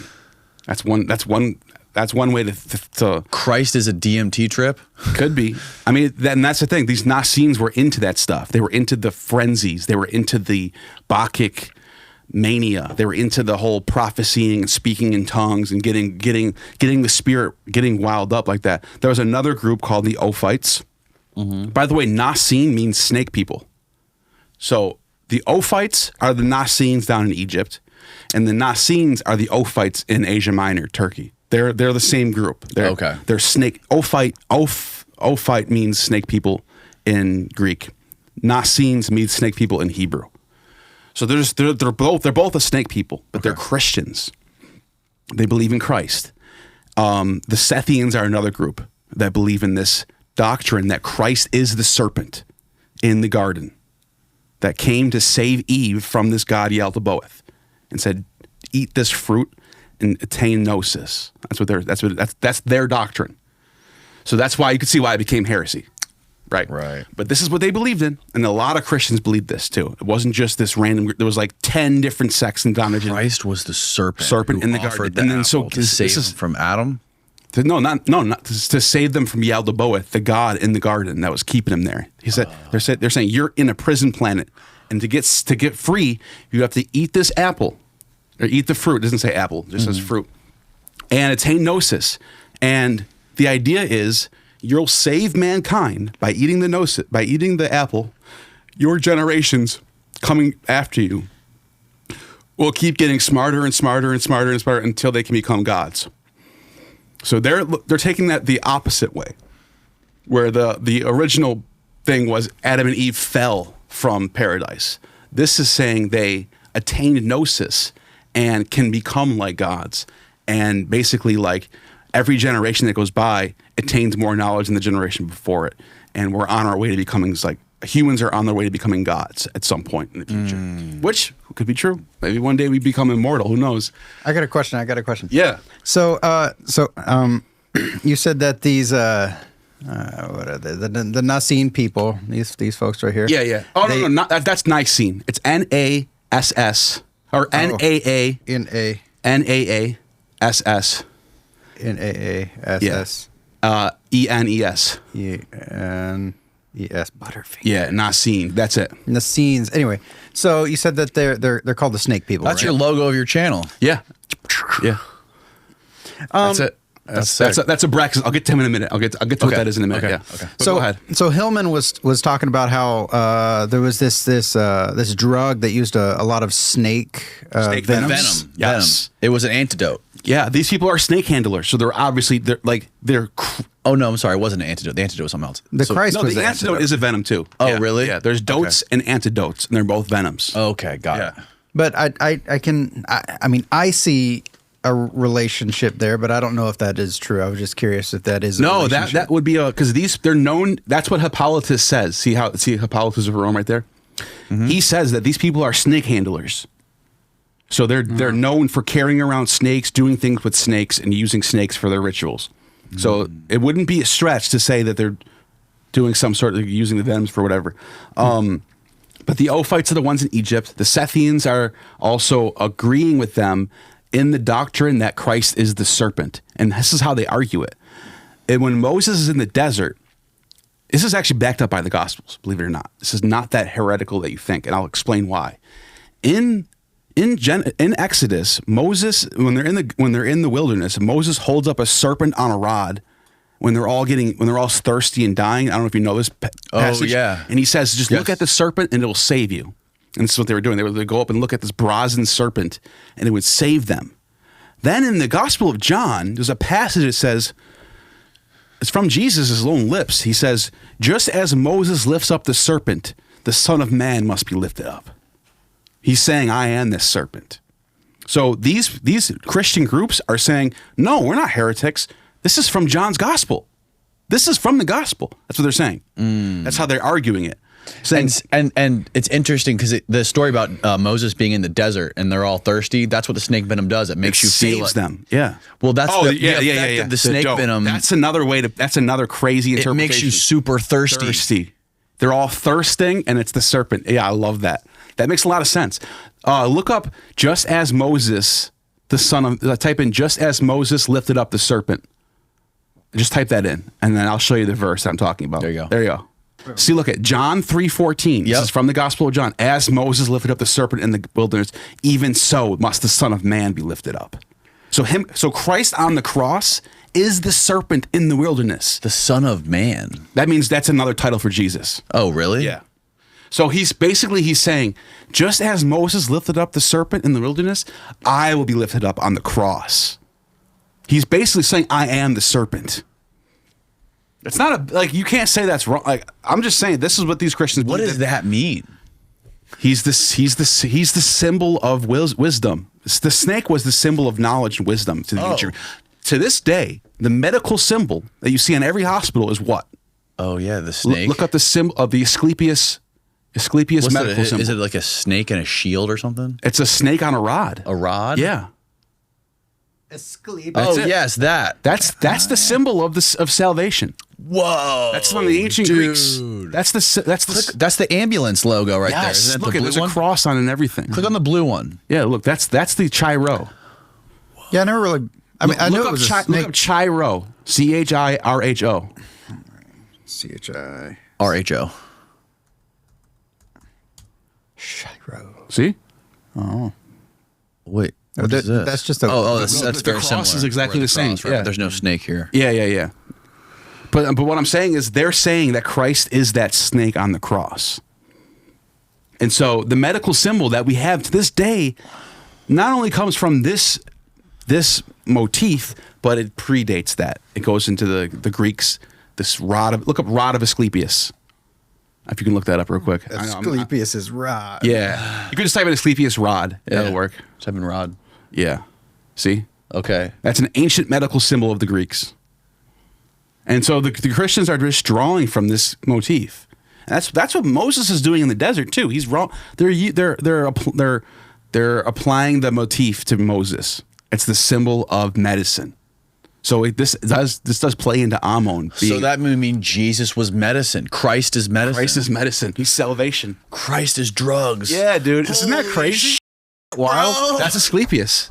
By the way, Asclepius is another dying and rising god too. He gets killed and rises up to heaven. He's another. So it's this very common motif in the ancient Greek world for gods to die and resurrect. Very common. Hillman is just sounding Attis gets killed by castrating himself, and then he resurrects. There's two versions. One of them says a tree sprang up where he stood, representing his resurrection. And the other version, he actually resurrects as a human. What was the term for people who castrated themselves again? Galloi. And why were people castrating themselves? They're becoming initiated into the mysteries of the Great Mother. And there's a lot of people who think that Steve, I can hear you crunching. the Great Mother religion was in close proximity to these Nazarenes. Because they would say the Nazarene hymns, one of the Nazarene hymns says, Christ is the son of the Great Mother. So there's a lot of overlap playing. Osiris is another one of these dying and rising gods. Osiris is killed by Set, torn apart. And then, just like in the Gospels, where there's two women at the tomb at the end, it's two women, Isis and Nephthys, who find the body of Osiris and bring it together at the end and resurrect him. And then in the Adonis story, two women are there for Adonis when he dies. Adonis is another dying. This is like a common thread that we see. It's always God dies, two women mourn for him, and then he resurrects. It's like this weird thing that keeps happening, and it happens in the Gospels too. It's Mary and Martha. So it's like, what's going on with that? What does that mean? It might be some astrotheology stuff. I don't really know, but and then even back in the ancient Babylonian story with the god Dumuzi, when Dumuzi dies, he's mourned over by the women, and then Ishtar descends into hell. It's called Kurnugi. It's the ancient Babylonian word for hell. She goes down there. It says in the text, in the translation that we have from Samuel Noah Kramer, he translates Sumerian, and it says that Ishtar was down in hell for 3 days and 3 nights, dead, transfixed on I think it says wood. It doesn't say crucified, but it says that she was transfixed on a piece of wood, dead as a corpse for 3 days, and it says 3 nights. And then the god Enki sprinkles the water of life on her, and she resurrects and brings the dead up with her. It's like that's like this lines up perfectly with what Jesus. They said when Jesus was dead, he descended into Hades for 3 days and then resurrects. So this motif of a god, and then check this out. This is where it gets crazy. When is Easter? March. In March, April, springtime. Right. It depends on what's called the first full moon after the spring equinox. So it can happen in March. It can happen in April. Depends on whenever the first full moon happens after the spring equinox, which is March 22nd, I think. Okay. So after March 22nd, whenever the first full moon hits, it's the next Sunday. That's it. So you're already like, sounds like some pagan shit. They're basing it off the stars and the moon and stuff. Yeah. But we find out that in the ancient world, before Christianity was even existed, there was three big festivals actually. One of them is called the Adonia. The other one's called the Hilaria. And then there's another Hilaria for Osiris. So down in Egypt, they celebrate the Hilaria. It's always in March, April. Same with the one in Rome for Attis, always in March, April. And then the Adonia is always in March, April. And they're all of them are celebrating the death of a god, either Adonis, Attis, or Osiris. They're always weeping over a god and then rejoicing over his resurrection. Then this one in particular, passed down to us from a guy named Arnobius of Sicca. He says that the Hilaria festival was a week long.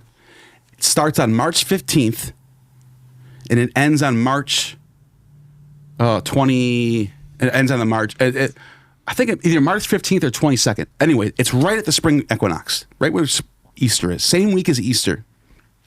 I think it ends on March 30th or something. And he says there's a day of burial where they take a pine tree that represents the god. They bury it. This is all before the first century. This is all first century BC, before Christianity. Okay.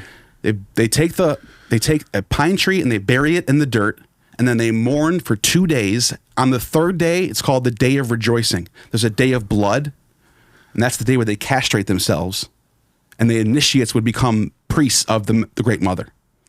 So Attis dies from castration. The new priest, every year during this Easter festival, basically, it's called the Hilaria. It was called the Day of Blood. It was the day after the day of burial, where they would weep. They would get a new initiates. They would castrate themselves, and they become priests. They would wear women's clothing and everything. And on the third day, it's called the Hilaria. Hilaria means rejoice in Latin.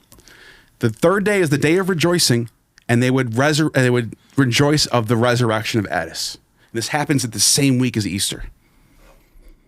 Oh my God, dude. So the Easter tradition comes way before Christianity. Way before. Osiris, Attis, Adonis, Dionysus, they all have their own resurrection festivals. And they're always and three out of four of those you said they would bury at the same week as Easter. Right. And they would bury a pine tree? They'd bury a pine tree. Or no, a pine cone.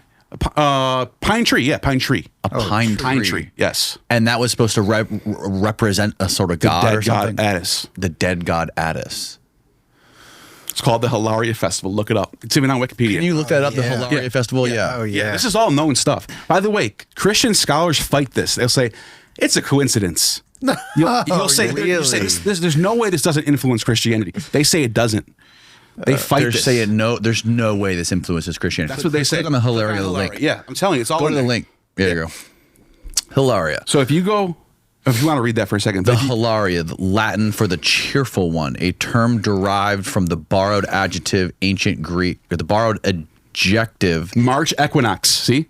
That's the Great Mother, Kybele. The March equinox to honor Kybele. Now, if you go down to, it's going to say like the days. If you keep going, I'll tell you when to stop. Festival structure. Oh, yeah, this might be. Here it is. Look. March 15th.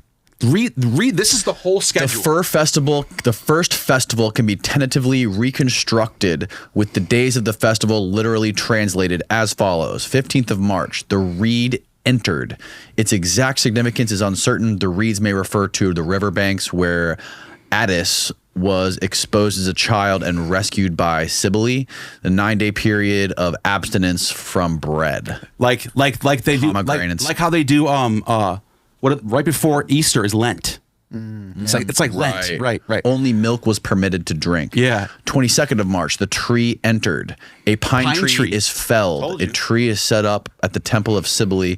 The trunk is wrapped in wool and its branches decked with wreaths and violets. It's like a Christmas tree. Right. Oh, whoa. Look, it's like a Christmas tree. Now keep going. A pine tree is felled. The tree is set up at the temple of Cybele. The trunk is wrapped in wool and its branches decked in wreaths and violets. Yeah, and they would put little toy Addises on top of it like an angel. This is what they said in the sources. Look, What? the next day they mourn.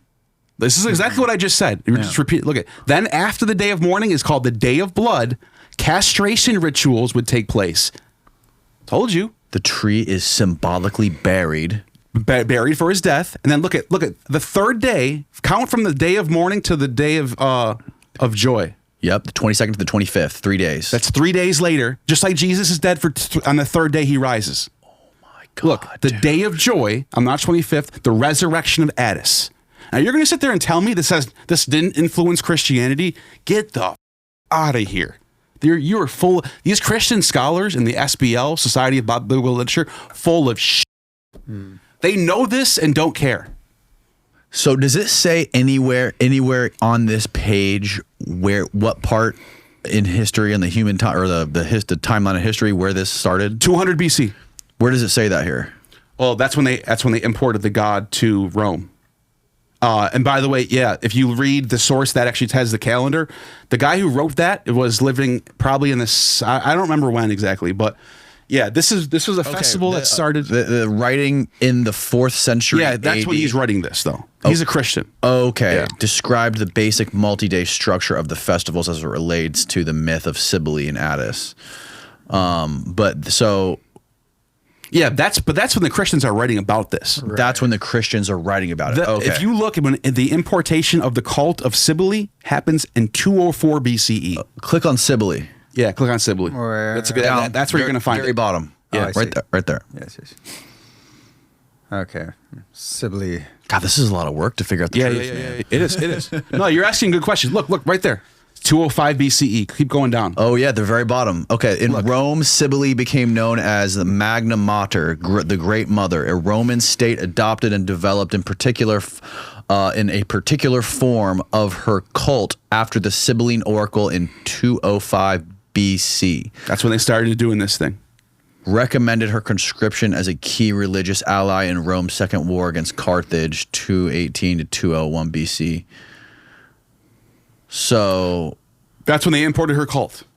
in 205 BC. Yeah. Yeah, wow. And then they were writing about it at 300 AD. Yeah, but that Christian source is the source that we have to go off. Right. That's It- how we it was preserved probably it. happened. We have to go to the Christians for almost everything. And they kept repurposing this ritual Sure. throughout time, like from there up until Christianity. That's when it becomes a Roman religion in 204 BC. 205. I thought it was 204. Wow, dude. But that's when they start doing that. That's when the rituals all start. Can you find any sort of picture or illustration of that ritual, like on images? Like Yeah, maybe if you of the tree. type in Addis tree, you'll see someone from that time period drew something on this. Yeah, look on the, right wow. there. Yeah. But There's a this little was a lion underneath Phrygian. it. This was a Phrygian religion before a Roman religion. And they're hanging. They're hanging things from this pine Look, tree. see, it looks like a little Christmas tree. By the way, the Phrygians go back to they're from Anatolia. That's an ancient rite that goes back to the Hittites. They worship the Great Mother in the Hittite period, Bronze Age. So that's I don't know how when Addis comes in. I would say probably sometime in the Iron Age, but in the Bronze Age before that. Cybele or Kubaba, they called it back then. That's how old it is. She was worshipped by the Hittites. Kubaba. Isn't there a relationship between Christmas and the Amanita muscaria mushroom? Yeah.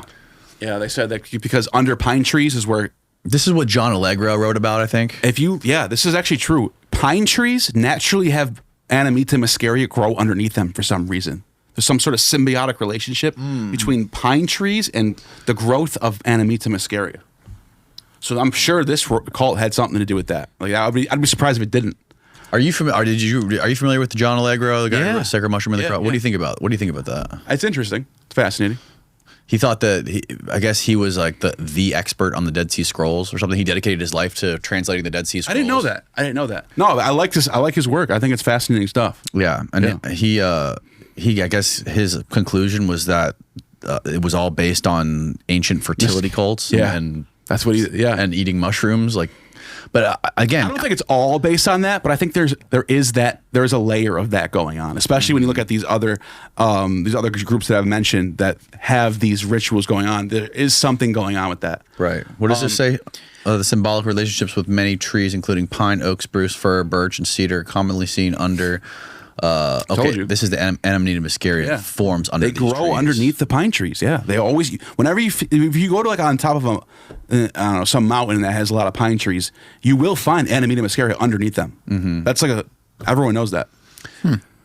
Dude, there's so much to this. Yeah, it's a lot of. It's crazy. How do you know all this, dude? From reading. Do you just nonstop reading? I like to read. Like, I like to, that's why even coming here, I'll sit in Florida, I'm sit at the beach and just read text. I'm reading, right now I have a text from Carl Jung, who wrote a book with Carl Karenyi from 1940. And they're writing about Demeter and Persephone and Dionysus, the Eleusinian mysteries. That's what I was reading last night. Really? Yeah. Just to keep going through this list though. Yeah.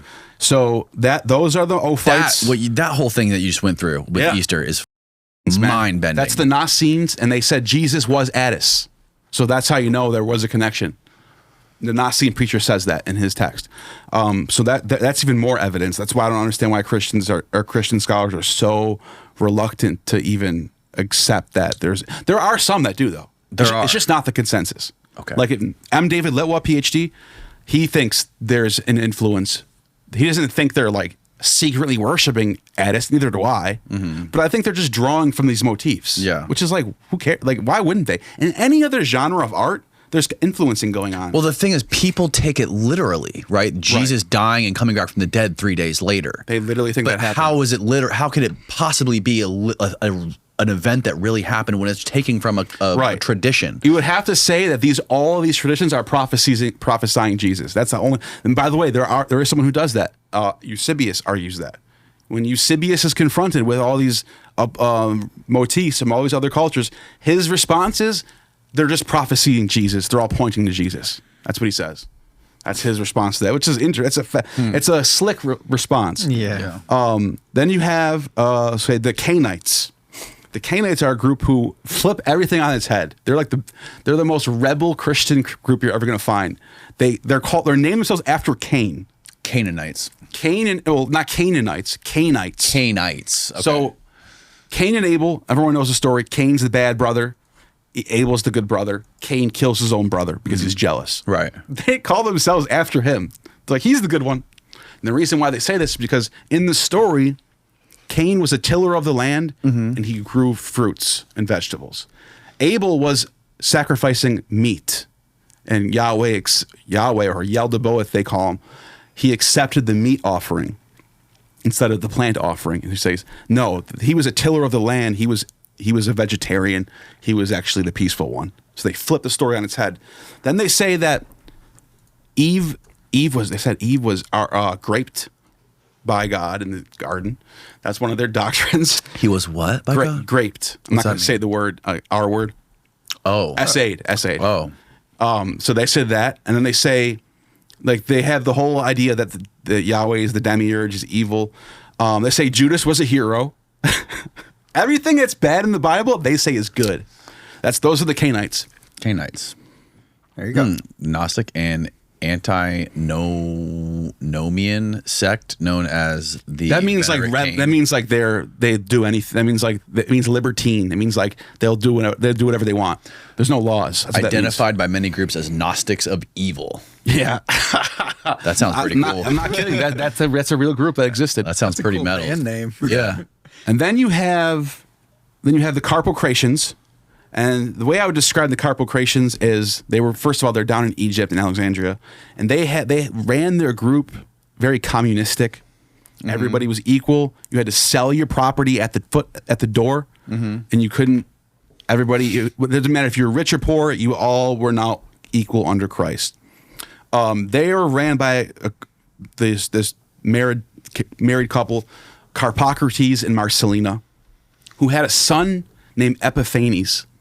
And Epiphanes was like this young prodigy. He was writing all these amazing texts in his young life. He died when he was 21.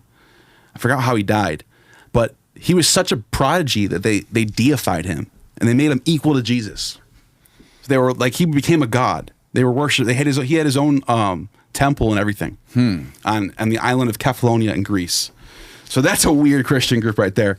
When was that group? Second century. Second century. Most of this is second century. Okay. Yeah. Okay. So that was like, actually, no, late first too. Because Carpocrates and Marcellina were around at the end of the first century. When they had, actually, the sources say that they had their child Epiphanes on the year 100. Oh, okay. So it was right at the turn of the century. This is going on. Okay. Which is, by the way, this is the beginning of Christianity. The Gospels aren't written until after 70 anyway. So we're talking, this is the first generation of Christians we're talking about. Yeah. This is not the second generation, or this is the first generation of, well, actually, if we're gonna get technical about it, it is the second generation, because we don't know anything about like who was actually around following Jesus around. We just know like, oh, one of them's name is Peter, and we know James is his brother. That's basically, but we don't really know what they were doing and what it was like. We know Paul came after. Paul never met Jesus in person. These people claim to know Paul. By the way, the next guy I'm going to name, Marcion. This is a perfect segue into Marcionism. So Marcion is this character. He's one of the arch heretics of all, one of the big leading of the Gnostic Christians. And his father, Philologus, was one of the 70 disciples of Jesus. Okay. So his father met Jesus, according to the sources. And the reason why I think this is true, because the people that are saying this hate Marcion. So why would they make that up? Why would they give him that point? So this to me, that's like a solid, this is true. When the people who hate Marcion are willing to admit that his father was this guy Philologus. And Philologus is counted as one of the 70 in Luke that says he dispersed his 70 disciples out to the world to go preach the gospel. He was one of those guys, according to these sources. What does that mean, though? It means he's like chosen by Jesus to start his church, to go bring my church to another city and start up. And where he went was Sinope, which is at the coast of the Black Sea. And that's where Marcion grew up. So the story lines up. Marcion was his son. Marcion became very influential in the Christian church. And by the way, Marcion, the Marcionites, when Celsus names the great church, he lists Marcion in the church. So this is first half of the second century. They're still not heretics yet. They're still part of the church at this time. That's how we know that they weren't just heretics off the bat. They became heretics later when the church wanted to decide, what are our doctrines? What do we believe in? So they ended up making him a heretic long after he's dead. So in his lifetime, he was never a heretic. After he dies, 50 years later, he becomes a heretic. So anyways, this guy goes to Rome. He was like a millionaire, like an equivalent of a millionaire at that time. And he brings all this money to Rome and like tries to like gain influence in Rome. And then for some reason, it didn't go well. He ends up leaving Rome, going back to Asia Minor, and that ends his days out there. But the Roman church didn't accept him the way he wanted to. He tried to go there with all his money and influence and try to become the boss. Like, it didn't work. So that's the Marcionites. Marcion was one of these Christians who said that the Old Testament God was the demiurge and he's evil. He was one of those Christians. So that's how.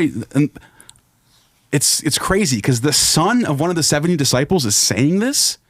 It makes you think, was this doctrine really part of the Christian? It might have been part like normal Christian mentality to view the Old Testament God as not the same as the God that Jesus is the son of. And it reflects the attitude of the Christians against the Jews, is they're like, the Jews aren't real. We're the real Israel. That's their mentality. To be saved in Christ is to be Israelite to them. To be a Jew, it means nothing. And they'll say, Jesus even says, Christ or God can raise up sons of Abraham from these stones if he wants. Who cares who your father is? Like, he didn't care about genealogies or who was really Jewish. He cared about what was in their heart rather than what their flesh was. Anyways, Right. that's a Christian idea. Then you get this group called the Elkosites. These were now we're going to the opposite. The Elkosites are actually Torah observant. So they actually follow the laws of Moses. And they don't think the Old Testament God's evil. They think he is the real God. But this is where it gets crazy. The Elkosites thought that Jesus became, maybe after he died or something, but he became a 96-mile wide angel. So he's this giant angel in the sky that can like fly around and stuff. 96 miles. But that's what the math translates to in English. I forgot. I don't know what they say in the Greek. But if you translate it, it becomes, they say he's 96 miles. Then he had a sister called the Holy Spirit, who's just as big. What was the name for those giants back then? There was a name for them. Nephilim. Yes. Maybe he became a Nephilim.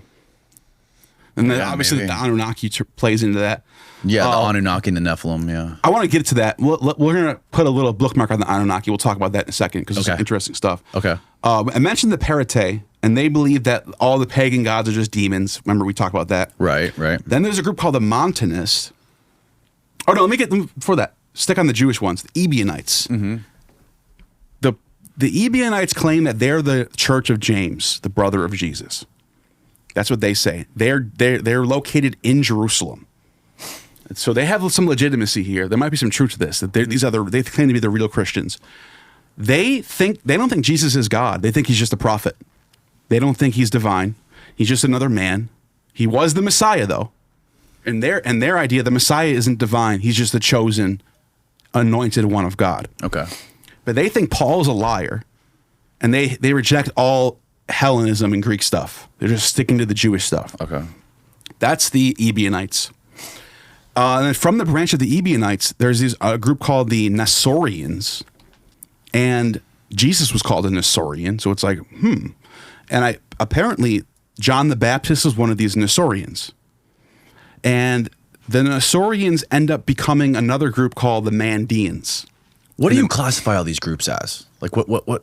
They're just different sects of Christianity. Roaming cults? Like, Roman cults. Yeah, Okay. cults. Okay, Yeah, just they're- cults. They're just cults. Okay. But this is normal. Like even Christianity today is all divided up into different, even within the Catholic Church, you have Franciscan and this is how different groups, different monasteries had different names named off a saint. Okay. So it's not like even Christianity today within Orthodoxy still does this. Like Baptists. Your name is basically named off your leader, like whoever you're leading. Like Montanus is the guy named Montanus. That's his name.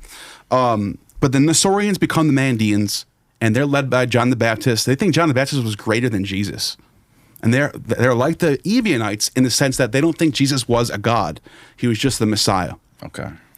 But they think John the Baptist had a greater purpose than Jesus, and they are still around today. The Mandeans. You could find them in Israel to this day. Really? They're still there. They still believe the same stuff. They still think Jesus was but John the Baptist was greater. They still exist today. They're called the Mandeans. And Manda. Are there a lot of them? Manda is Arabic for the word gnosis. It means knowledge. So they're called Gnostics in Arabic. Mandeans. Oh, wow. Manda means knowledge. So and they're in Israel today. They still exist. That's bizarre. Yeah. dude. So they claim to be the real ones, the Nestorians. Jesus was a Nestorian, and that's actually one of his titles too. Jesus the Nestorian, Nazarene. That's what they call themselves. So yeah. Anyways, then there's a group called the Montanists. They're led by a guy named Montanus, and his big focus in his cult was speaking in tongues, prophesying. There are people who do think psychedelics were involved because they were like really into the spirit stuff. But I don't know if the sources actually say that, but like they're into the whole like becoming inspired by the Holy Spirit and prophesying, speaking in tongues. And their central book was the Book of Revelation. And in fact, Tertullian, who's one of the church fathers, he's called the father of Latin Christianity. He's the big saint in the Catholic Church. He was baptized by this heretic, Montanus. He called himself a Montanist before he became a Catholic. So this is how close we are. Like there's they're so close together in the beginning, and then they become far apart as time goes on. As we look back, we're like, oh, they were heretics, they were not. But in this time period, they were all together. They were all Christians together. So this guy Montanus led a group of, like, I guess they were women. The two of the names we have are Prisca and Maximilla, and they were basically like the Oracle of Delphi. They would prophecy and tell you your future. And like Revelation was considered heretical at first. They didn't accept the book of Revelation until like 415 AD. That's when they included Revelation into the canon of the Bible. I think it's like 415 or something. Wow. But it's 5th century. The book of Revelation before the 5th century was almost considered heretical. Most of the church fathers didn't want it to be a part of the Bible. It was because of this sect, the Montanists, because it was their central book. And they said, no, they're heretics. We can't have their book be part of our Bible. But it's in our Bible today. It made it in. So Revelation, yeah, that was a Montanist text. And then like before 100, like when Christianity started to become like really popular, mainstream, weren't like women a big part of the religious leaders? Just look at the text. You got Martha and Mary and all their whole entourage of women that are there. And it says in the text there's a whole bunch of them there. Yeah. Yeah, of course. Women. Yeah, like women were performing rituals. They were like the heads of these running cults, and they were like a big part of the myth and the mystery. And then like around 100, around 200, I would say. Around 200, around 200 is when they start saying no more women leading stuff. And then so here's a crazy part about that. Why do you think that was? I don't know. It just became really patriarchal around 200. Irenaeus and Hippolytus were the big leaders of this, and Irenaeus is famous for pushing bishop authority over all else. And this is where the whole Gnostic schism happens under Irenaeus. He writes against the heresies. And he says that these Gnostics believed in personal revelation from God. And Irenaeus and Hippolytus believed in not personal revelation from God.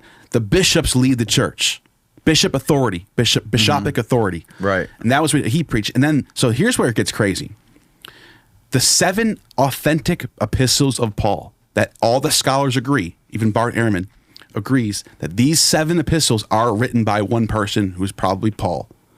There's no other reason, nothing. It was Paul. But then the other 4 or 5 epistles that are written by someone else in Paul's name, the question is who wrote those and why are they saying that it's Paul? Who's lying, right? Some people think, the church will say it was one of Paul's secretaries. It really was Paul, but someone else was writing for him. Right. But here's the thing. Marcion had a canon before anyone else. Marcion is the first Christian to put together a New Testament. He took the 7 authentic letters of Paul.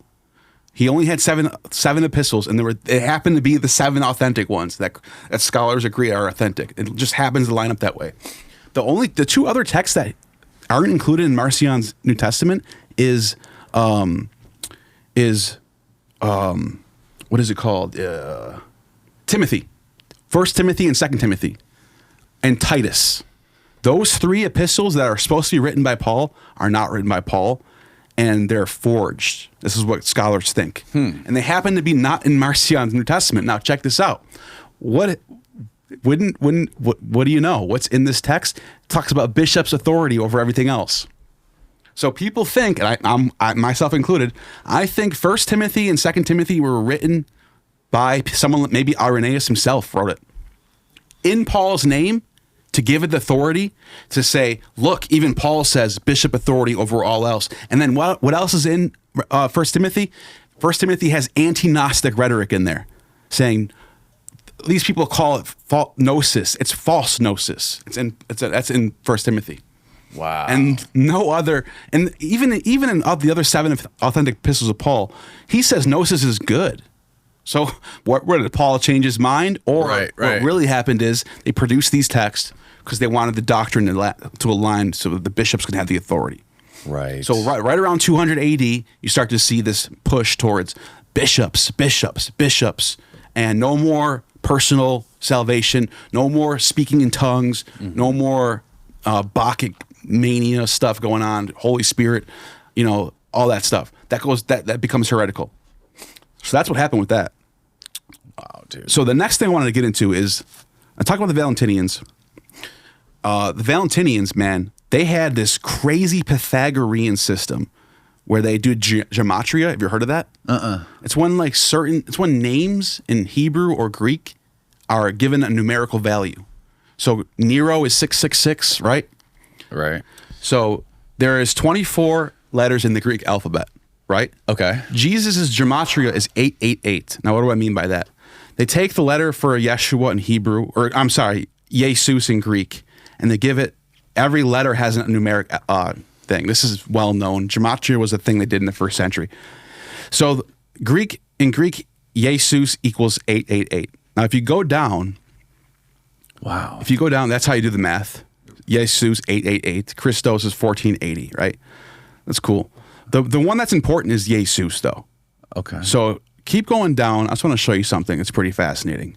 No? What is this? 777. There's a lot of people who go way deeper than I do into this. They'll say like these numbers actually mean something in the heavens or something. Oh yeah, that's a sacred geometry. Yeah. And there might be some truth to that, but the one that fascinates me the most is in the Greek alphabet. There are 8 different categories. Or there's 3 categories in the Greek alphabet. Maybe it's not on this list. Keep going down. 8. Keep going. That's tiny type. Yeah. Jesus. This is it. 888. This is it. Oh wait, is this it? Hebrew and the ancient alphabet and the numerical values of the letters. Yeah. Keep going down. Keep going down. You sound like Ammon when you say that. Keep going down. Keep going down. You should just have developed. You should just like Oh, there we go. That's it. Go up. All right. So there are. See how there's 3 lines of Greek. Yeah. What? There's elf. 1, 2. Oh yeah. So there's 3 the different. first three rows are Yes. horizontal rows are Greek. So what this guy, what the Valentinians put together, Valentinus put this together. He was saying that since Jesus is the Logos, he's the Word of God. His name in Greek also happens to be 888, which represents the 8, 8, and 8 categories of Greek. There's 8. It's called like heptuads or something. 8 ogdoads and 8. I can't remember the other one. But if you know Greek, you'll know exactly what I'm talking about. There's 3 different groups of types of letters in Greek. Okay. And so it's 8 of one, 8 of another, and 8 of another, which is exactly what his gematria is. So a lot of mythicists will say, look, he didn't exist. See, they made it up. It's like, well, Jesus was a popular name in the first century anyway, so it could have just happened that way. But yeah, that's why. So that's the Valentinian 8. And so who was gematria. who was 666? Nero. Nero was 666. Nero was 666, and then the reason why we know it's Nero, well, because the way it explains him in this text, it lines up to be Nero. They say there's 5 kings before him, 2 after, which is what, and ends up being the Flavians, whatever, Vespasian and Titus, and then Domitian came. Domitian's the next coming of Nero, right? He's the next beast that comes up. Right. So the numbers line up, the story lines up, but then there's a slam dunk on this why it's Nero. In the Latin version of the Bible, they change it to 616 because the Latin gematria is 616 for Nero. So it's like it has to be Nero. The only way around that, if it's not Nero, was that the Latins, whoever wrote it in Latin, thought it was Nero and then changed it to that. So it's probably Nero. Right. But that's the Valentinians. They do all this crazy numerology, Pythagorean. They consider themselves to be Pythagorean Christians. Oh, okay. And they were the first group to have a trinity. They called it a triad, which is what Trinity is. In Greek, it's triados. And it's God the Father, who's the nous, which means mind. Christ, the Son, who's the Logos. And then Sophia, who is Zoe. And you're like, who's Zoe? Eve? It could be, that's the name of Eve in Greek. But in John's Gospel, John 1, if you want to look up John 1 in Greek, you can do this. Okay. This is actually kind of fascinating. This will be cool. John 1 in Greek. John 1 in Greek. There you go. Interlinear Bible. If you look, it says, and arche en o logos, kai o logos, and pros ton theon, right? Kai, as you keep going down, on the 4th verse, it says, in him was life, and the life was the light. Now in Greek, You didn't hear that right there because it's in English. But in Greek, the word for life is Zoe. So it says, en autou Zoe, Right. hen kai e Zoe, hen tu phos. What did I just say? In him was the life, and the life was the light of the world. So John 1 contains inside of it the Trinity. Logos, Zoe, and God are all one with God. And it even says the first page, in the beginning was the Logos. If you go up again. Keep going to the top. Anarche and the Logos. In the beginning was the Logos, the Word. So John 1:1 is the Logos. John 1:4 is Zoe. But they're both God. So the Valentinians are saying, look, our Trinity is right there. And by the way, even today they say the Trinity is John. That's where you get the Trinity from. Oh, wow. So the Trinitarian fathers are adopting this. They're doing it differently than the Pythagoreans. Right. They take the whole Sophia thing out, and they just say Christ is life. They kind of simplify it, but that's where it comes from. God. The oldest Trinity is a Gnostic idea. That's wild, dude. yeah. Greek is just like Greek's amazing. Greek is incredible. When you translate Greek, you change it. You cannot contain the essence of the original Greek. It's impossible. Hillman was saying that like when you understand Greek and you really start to learn Greek, he's like it just opens your mind. It does. It like changes the It's way you magic. think. It like changes the way you think. It's the greatest language ever. It really is. Especially classical Greek. Yeah. It's different than modern Greek. Right, obviously. Yeah. It's just something magic about it, man. It really is. What is it about like how much It have you expands learned? the mind, man. It really does. A lot. I've been doing if Ammon's been taking me through these workbooks for a year and a half to 2 years now.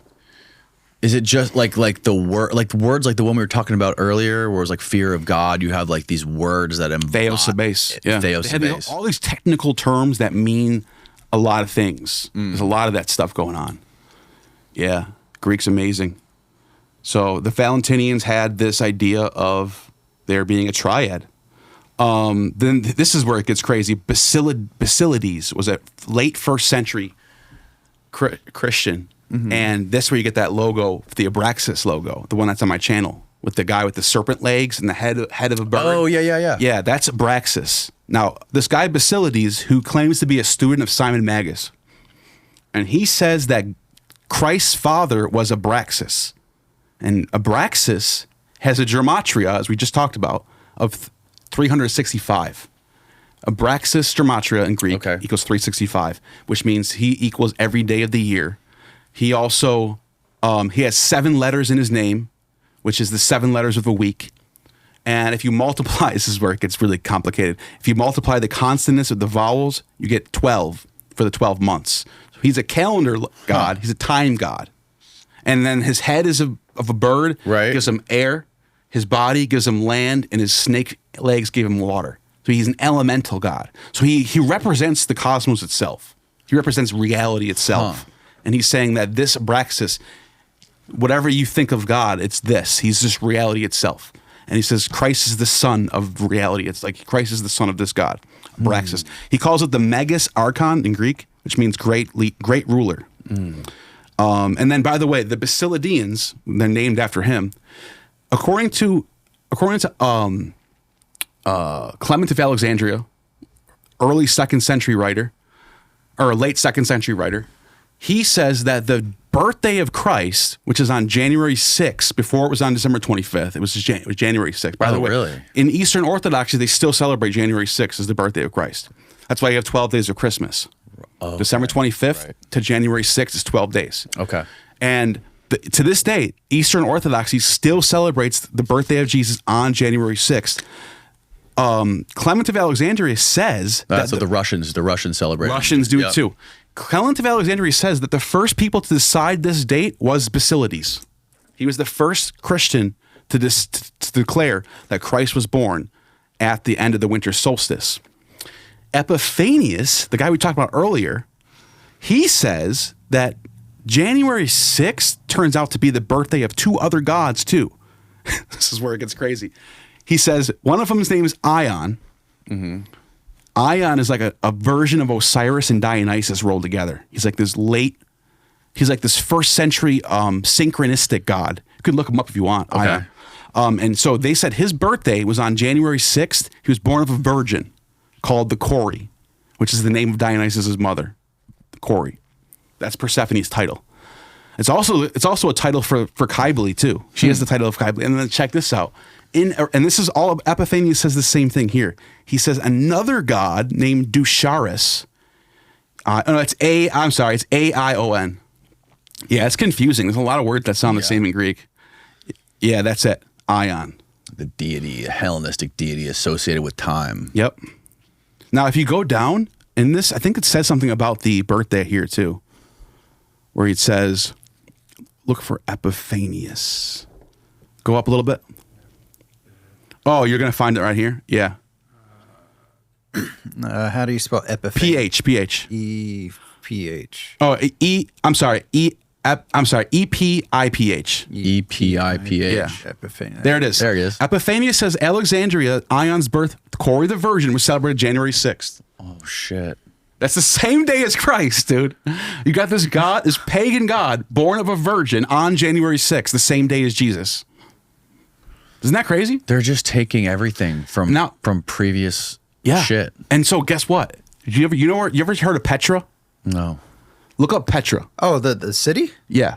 Oh, in I love that Arabia. city. I've been here. Petra. I was here. Really? Yeah, I went to Israel for like a whole month, and then I went to Egypt too, and Petra. Really? I did a whole tour. Look, click on that building. Oh. The top left. Click on that look building. at that. Click on that building on the top left. Yeah. Can you zoom in on that building at all? See that guy in the middle? In the very, very, very middle? Up? Yeah, up top. Yeah, this is perfect. You'll be able to see it. If I can. Up. Where? Yeah, keep going. Oh, Right there. right there. That guy, that's Dionysus. He's holding a thoracis staff. Oh, There's he's holding the pine cone staff. But they don't call him Dionysus down in Arabia. In Arabia, it's Dusaris. D-U-S-A-R-E-S. That's him. He's also born on January 6th from a virgin named Kubaba. It's Kybele. It's like all comes first circle. That's why I'd like, it's there's so much lining. What do modern Christian scholars say about this? They just say, they're all borrowing from each other. Some of it's coincidence. They're all They just kind of wave it off. How do they borrow from They all something know that this. happened hundreds This of isn't- years in the future? You can't borrow from Yeah. something that happened in the future. Yeah. And by the way, Epiphanius is later. So and a lot of times, Okay. a lot of people will say Epiphanius is saying that they're copying the Christians, but it's like that's not no. They don't even. I don't know. It's just so bizarre to think that because these gods are worshipped in the first century, so they're already around before Christianity. So Dude, the idea that they would change up their own doctrines Yeah. because of Christianity is kind of weird to me. It's possible. I'll admit it's possible. Now But I understand what you said. You studied your way out of Christianity. Yeah, this is stuff I'm is discovering. wild, Yeah. dude. So there's that. He's another god named Dusaris, born on January 6th, and he's got a virgin mother. What else? Let's see. I think I have one more. Oh, the Simonians. The Noetians are an early group. I'm just going to real quick go on them. Yep. They believe that Christ and the Father are the same God. They're the first ones to think that, which is the doctrine that Christians hold today, that Christ and the Father are both one together. They were the first group to think that. They were heretics at first for that idea. And then later on, it became doctrine, so it's weird. But the Simonians are the wildest of all of them. And they're named after Simon Magus, and they were set up in Rome. They're actually from Samaria. That's where Simon Magus was from. That's where he met Peter. And in the book of Acts, Peter baptizes him. He was a magician. Remember in the text? I don't know if you read that. Simon Magus was a magician, pulling tricks on people. Yeah, you can look him up. I don't remember him from The Saint. Yeah, Simon Magus. Yeah, here's the story about him. This is a crazy story. This is the last Christian group I will talk about. So Simon Magus, he gets saved by Peter, whatever. He ends up going to Rome with Peter to start the Church of Rome. And they have a schism apparently between the two of them. And Simon's followers deify him and say that he's the Son of God. He's the Logos. He's Simon Magus. Simon Magus. This is what they say about him, according to all of his detractors. People that hate him are saying that. Epiphanius, Hippolytus, all those guys. They're all right about this. This is all in their sources. So what happens is they say that he is Zeus and his wife Helen is Minerva. And they're like they're given titles of these gods. There's a statue in Rome of an old Etruscan god called Simosancus. It's super old Bronze Age god. It must have been still sitting there in the first century. because they looked at this statue, and because the letters Simo, Sancus almost sound like Simon, they're like, "That's you. This is a prophecy of you." And this statue became Simon Magus' statue. And he became this god, Simo Sancus. Wow. This old Etruscan god. And then it gets even crazier. He ends up having this is what the text says. He actually starts having a magic duel with Peter, the Apostle Peter, the first bishop of Rome, the one that the church is named after, St. Peter. Right. He has a magic duel with him. And Simon Magus was like, "You know what, Peter? Let's do this, bro." He said, "I know I have more power than you. I know I have more Holy Spirit than you do. Let's have a showdown." Oh, is this where he levitates? He levitates up in the sky, and then Peter goes, "All right, bro." Whacks him down and kills him. This is what the story says. So that's how Simon Magus dies. He has a magic duel with Peter, and Peter wins.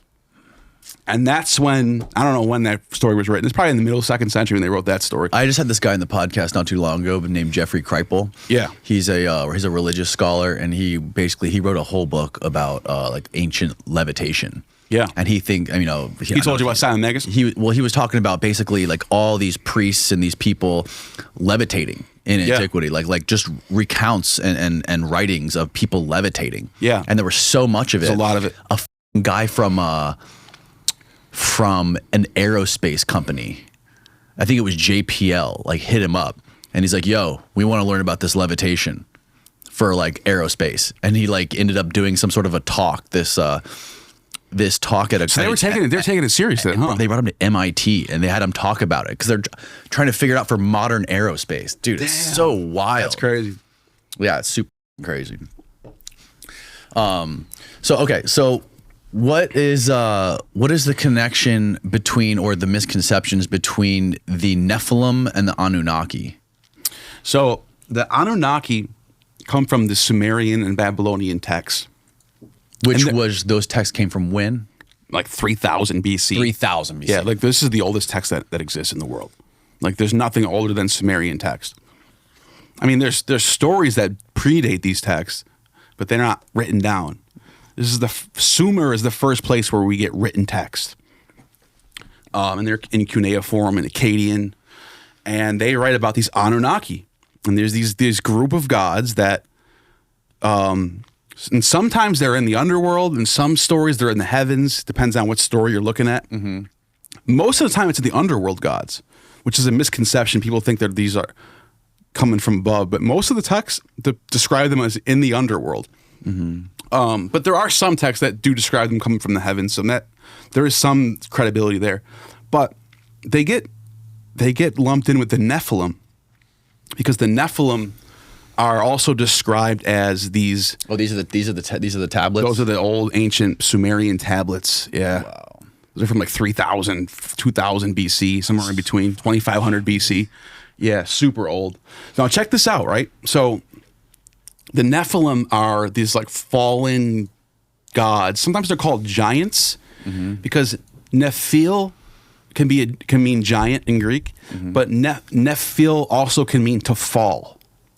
So depending on how you read it, it could be fallen ones or giants. And there's two different translations for that. And some texts are the fallen ones, and some texts they're the giants. Or maybe they're both. Maybe that's a pun. You never know. But they get lumped in with the Anunnaki because the story is very similar as the Anunnaki, in the sense that there are stories of Anunnaki being cast out from the presence of Enlil. And they end up serving other purposes, and that's how they get. So there's a very similar story happening between the two, which I think there's some credibility to that. But this is where it gets crazy. How the hell do you translate that? I don't know. They can read that though. People can read that. Looks like chicken scratch. Yeah, it does. Samuel Noah Kramer translated all these texts that I'm about to describe, and one of the texts that mentions the Anunnaki, there's a guy named what's his name? Utnapishtim. And there's a couple different flood stories. One of them is called Artahasis. That's another guy. And the other one's called the Epic of Gilgamesh. Yes. And this guy, so depending on which story you're getting at, the guy whoever's in the flood story, he survives a flood that's Gilgamesh, I think it is. Well, Gilgamesh that's the name of the story, but the guy's name is Arthur-Hasis, who survives the flood. Okay. And he survives this flood, and at the end of the story, he lets off a dove and a raven and waits for 7 days for them to come back. This is exactly what Genesis says for Noah. When Noah is at the end of the flood, after 40 days, he lets off a dove and a raven and waits 7 days for them to return. It's exactly the same. They're literally borrowing from this story. So the story of Noah surviving the ark is actually predated by thousands of years in this Sumerian story. So there's two ways of looking at it. You can be critical and say, yeah, this is an ancient story, an ancient pagan story being repurposed by the Jews. Or you could say, this is actually so ancient and so true that it shows up in this other story in the ancient world.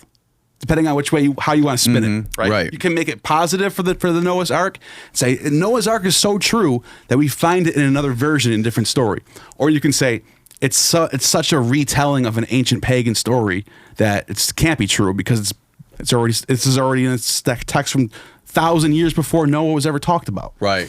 Because there's no mention of Noah until classical period, Hellenistic period, basically Persian period.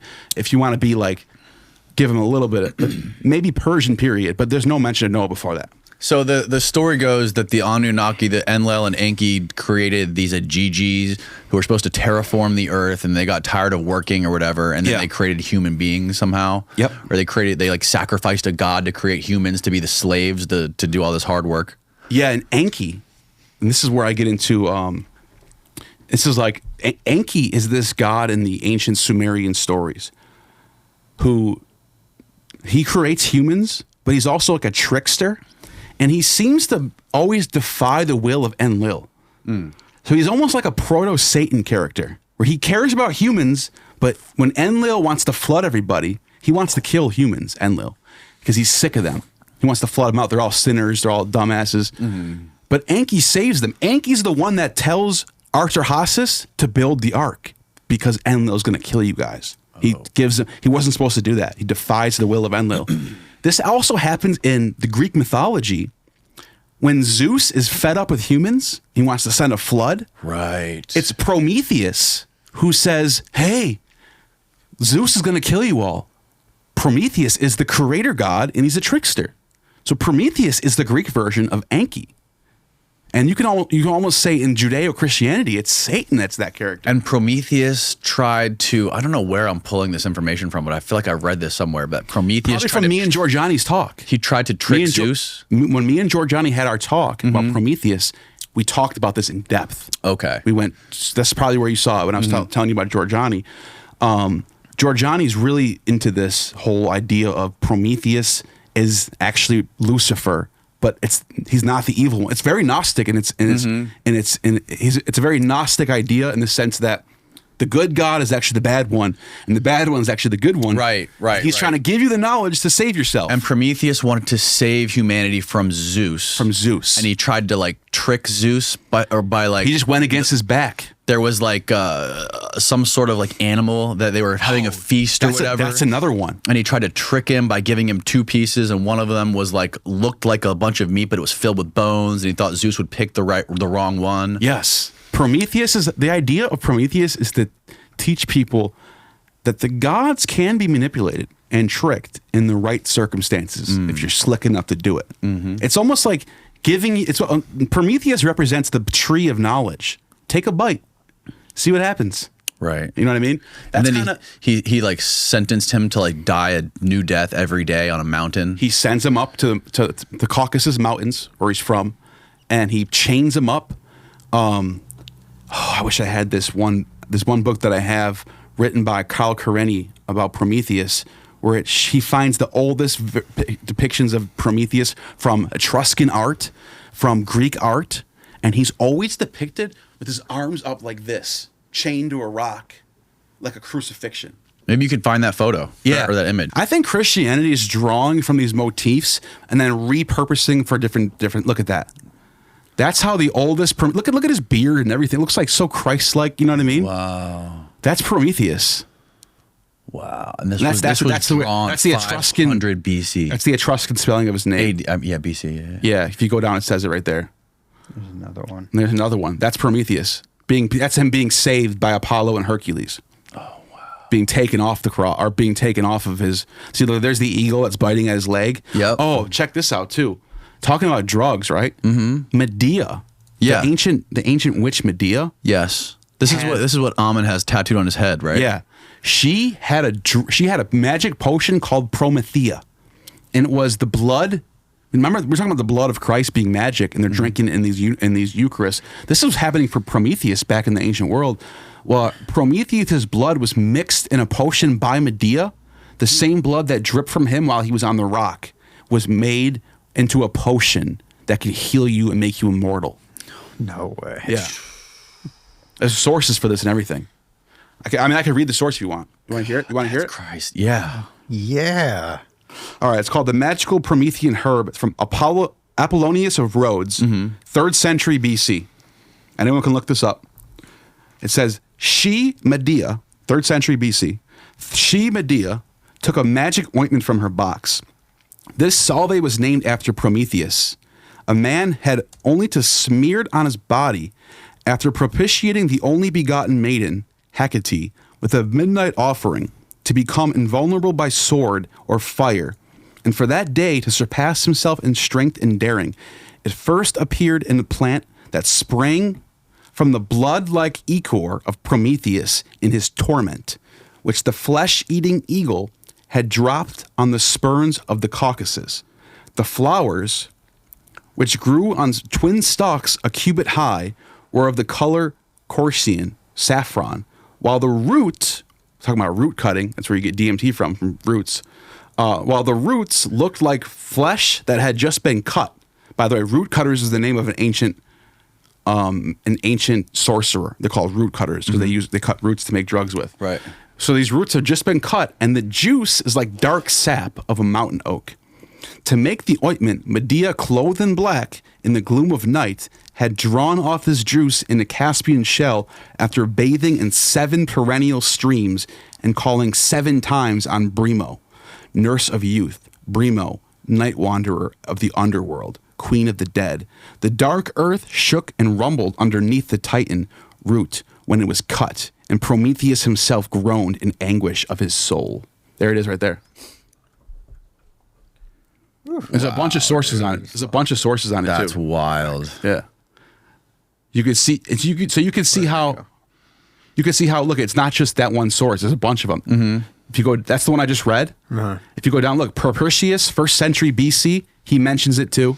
Valerius Flaccus, up a little bit, right there. Valerius Flaccus mentions it. Seneca. So that's 4 different sources that mention this magic blood ointment of Prometheus. It's called Promethea.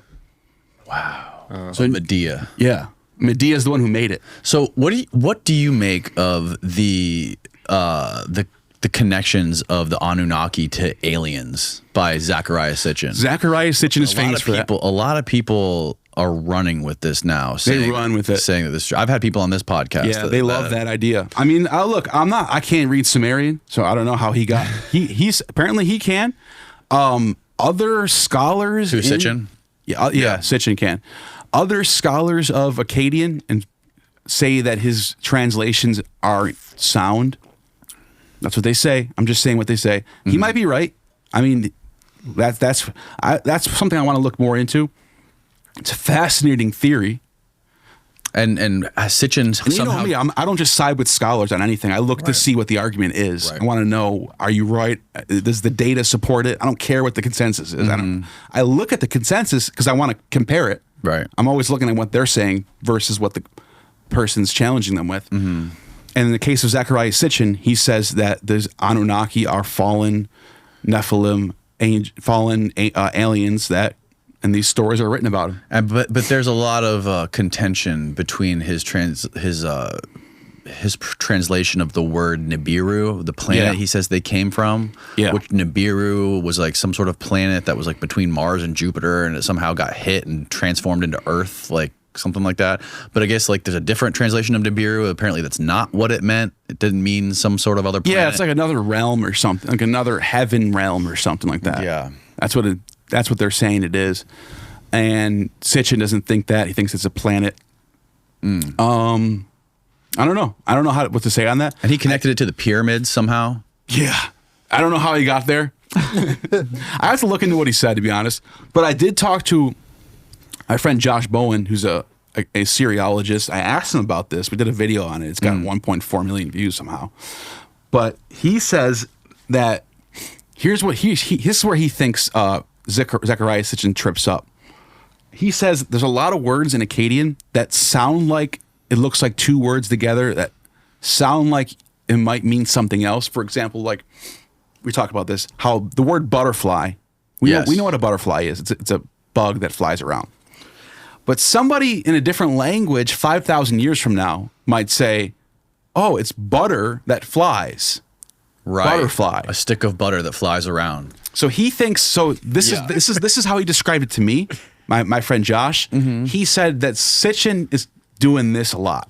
He sees words, and some of the stuff that he's translating might actually be there, but they're saying these words don't really mean that. They're used in different context. Right.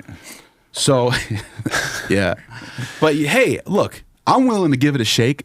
I'll look into it more. You know, I haven't dug deep into Zechariah Sitchin and the alien thing yet. Right. There it is, butterfly boys and girls. Especially with the latest stories coming out about these UFOs and stuff.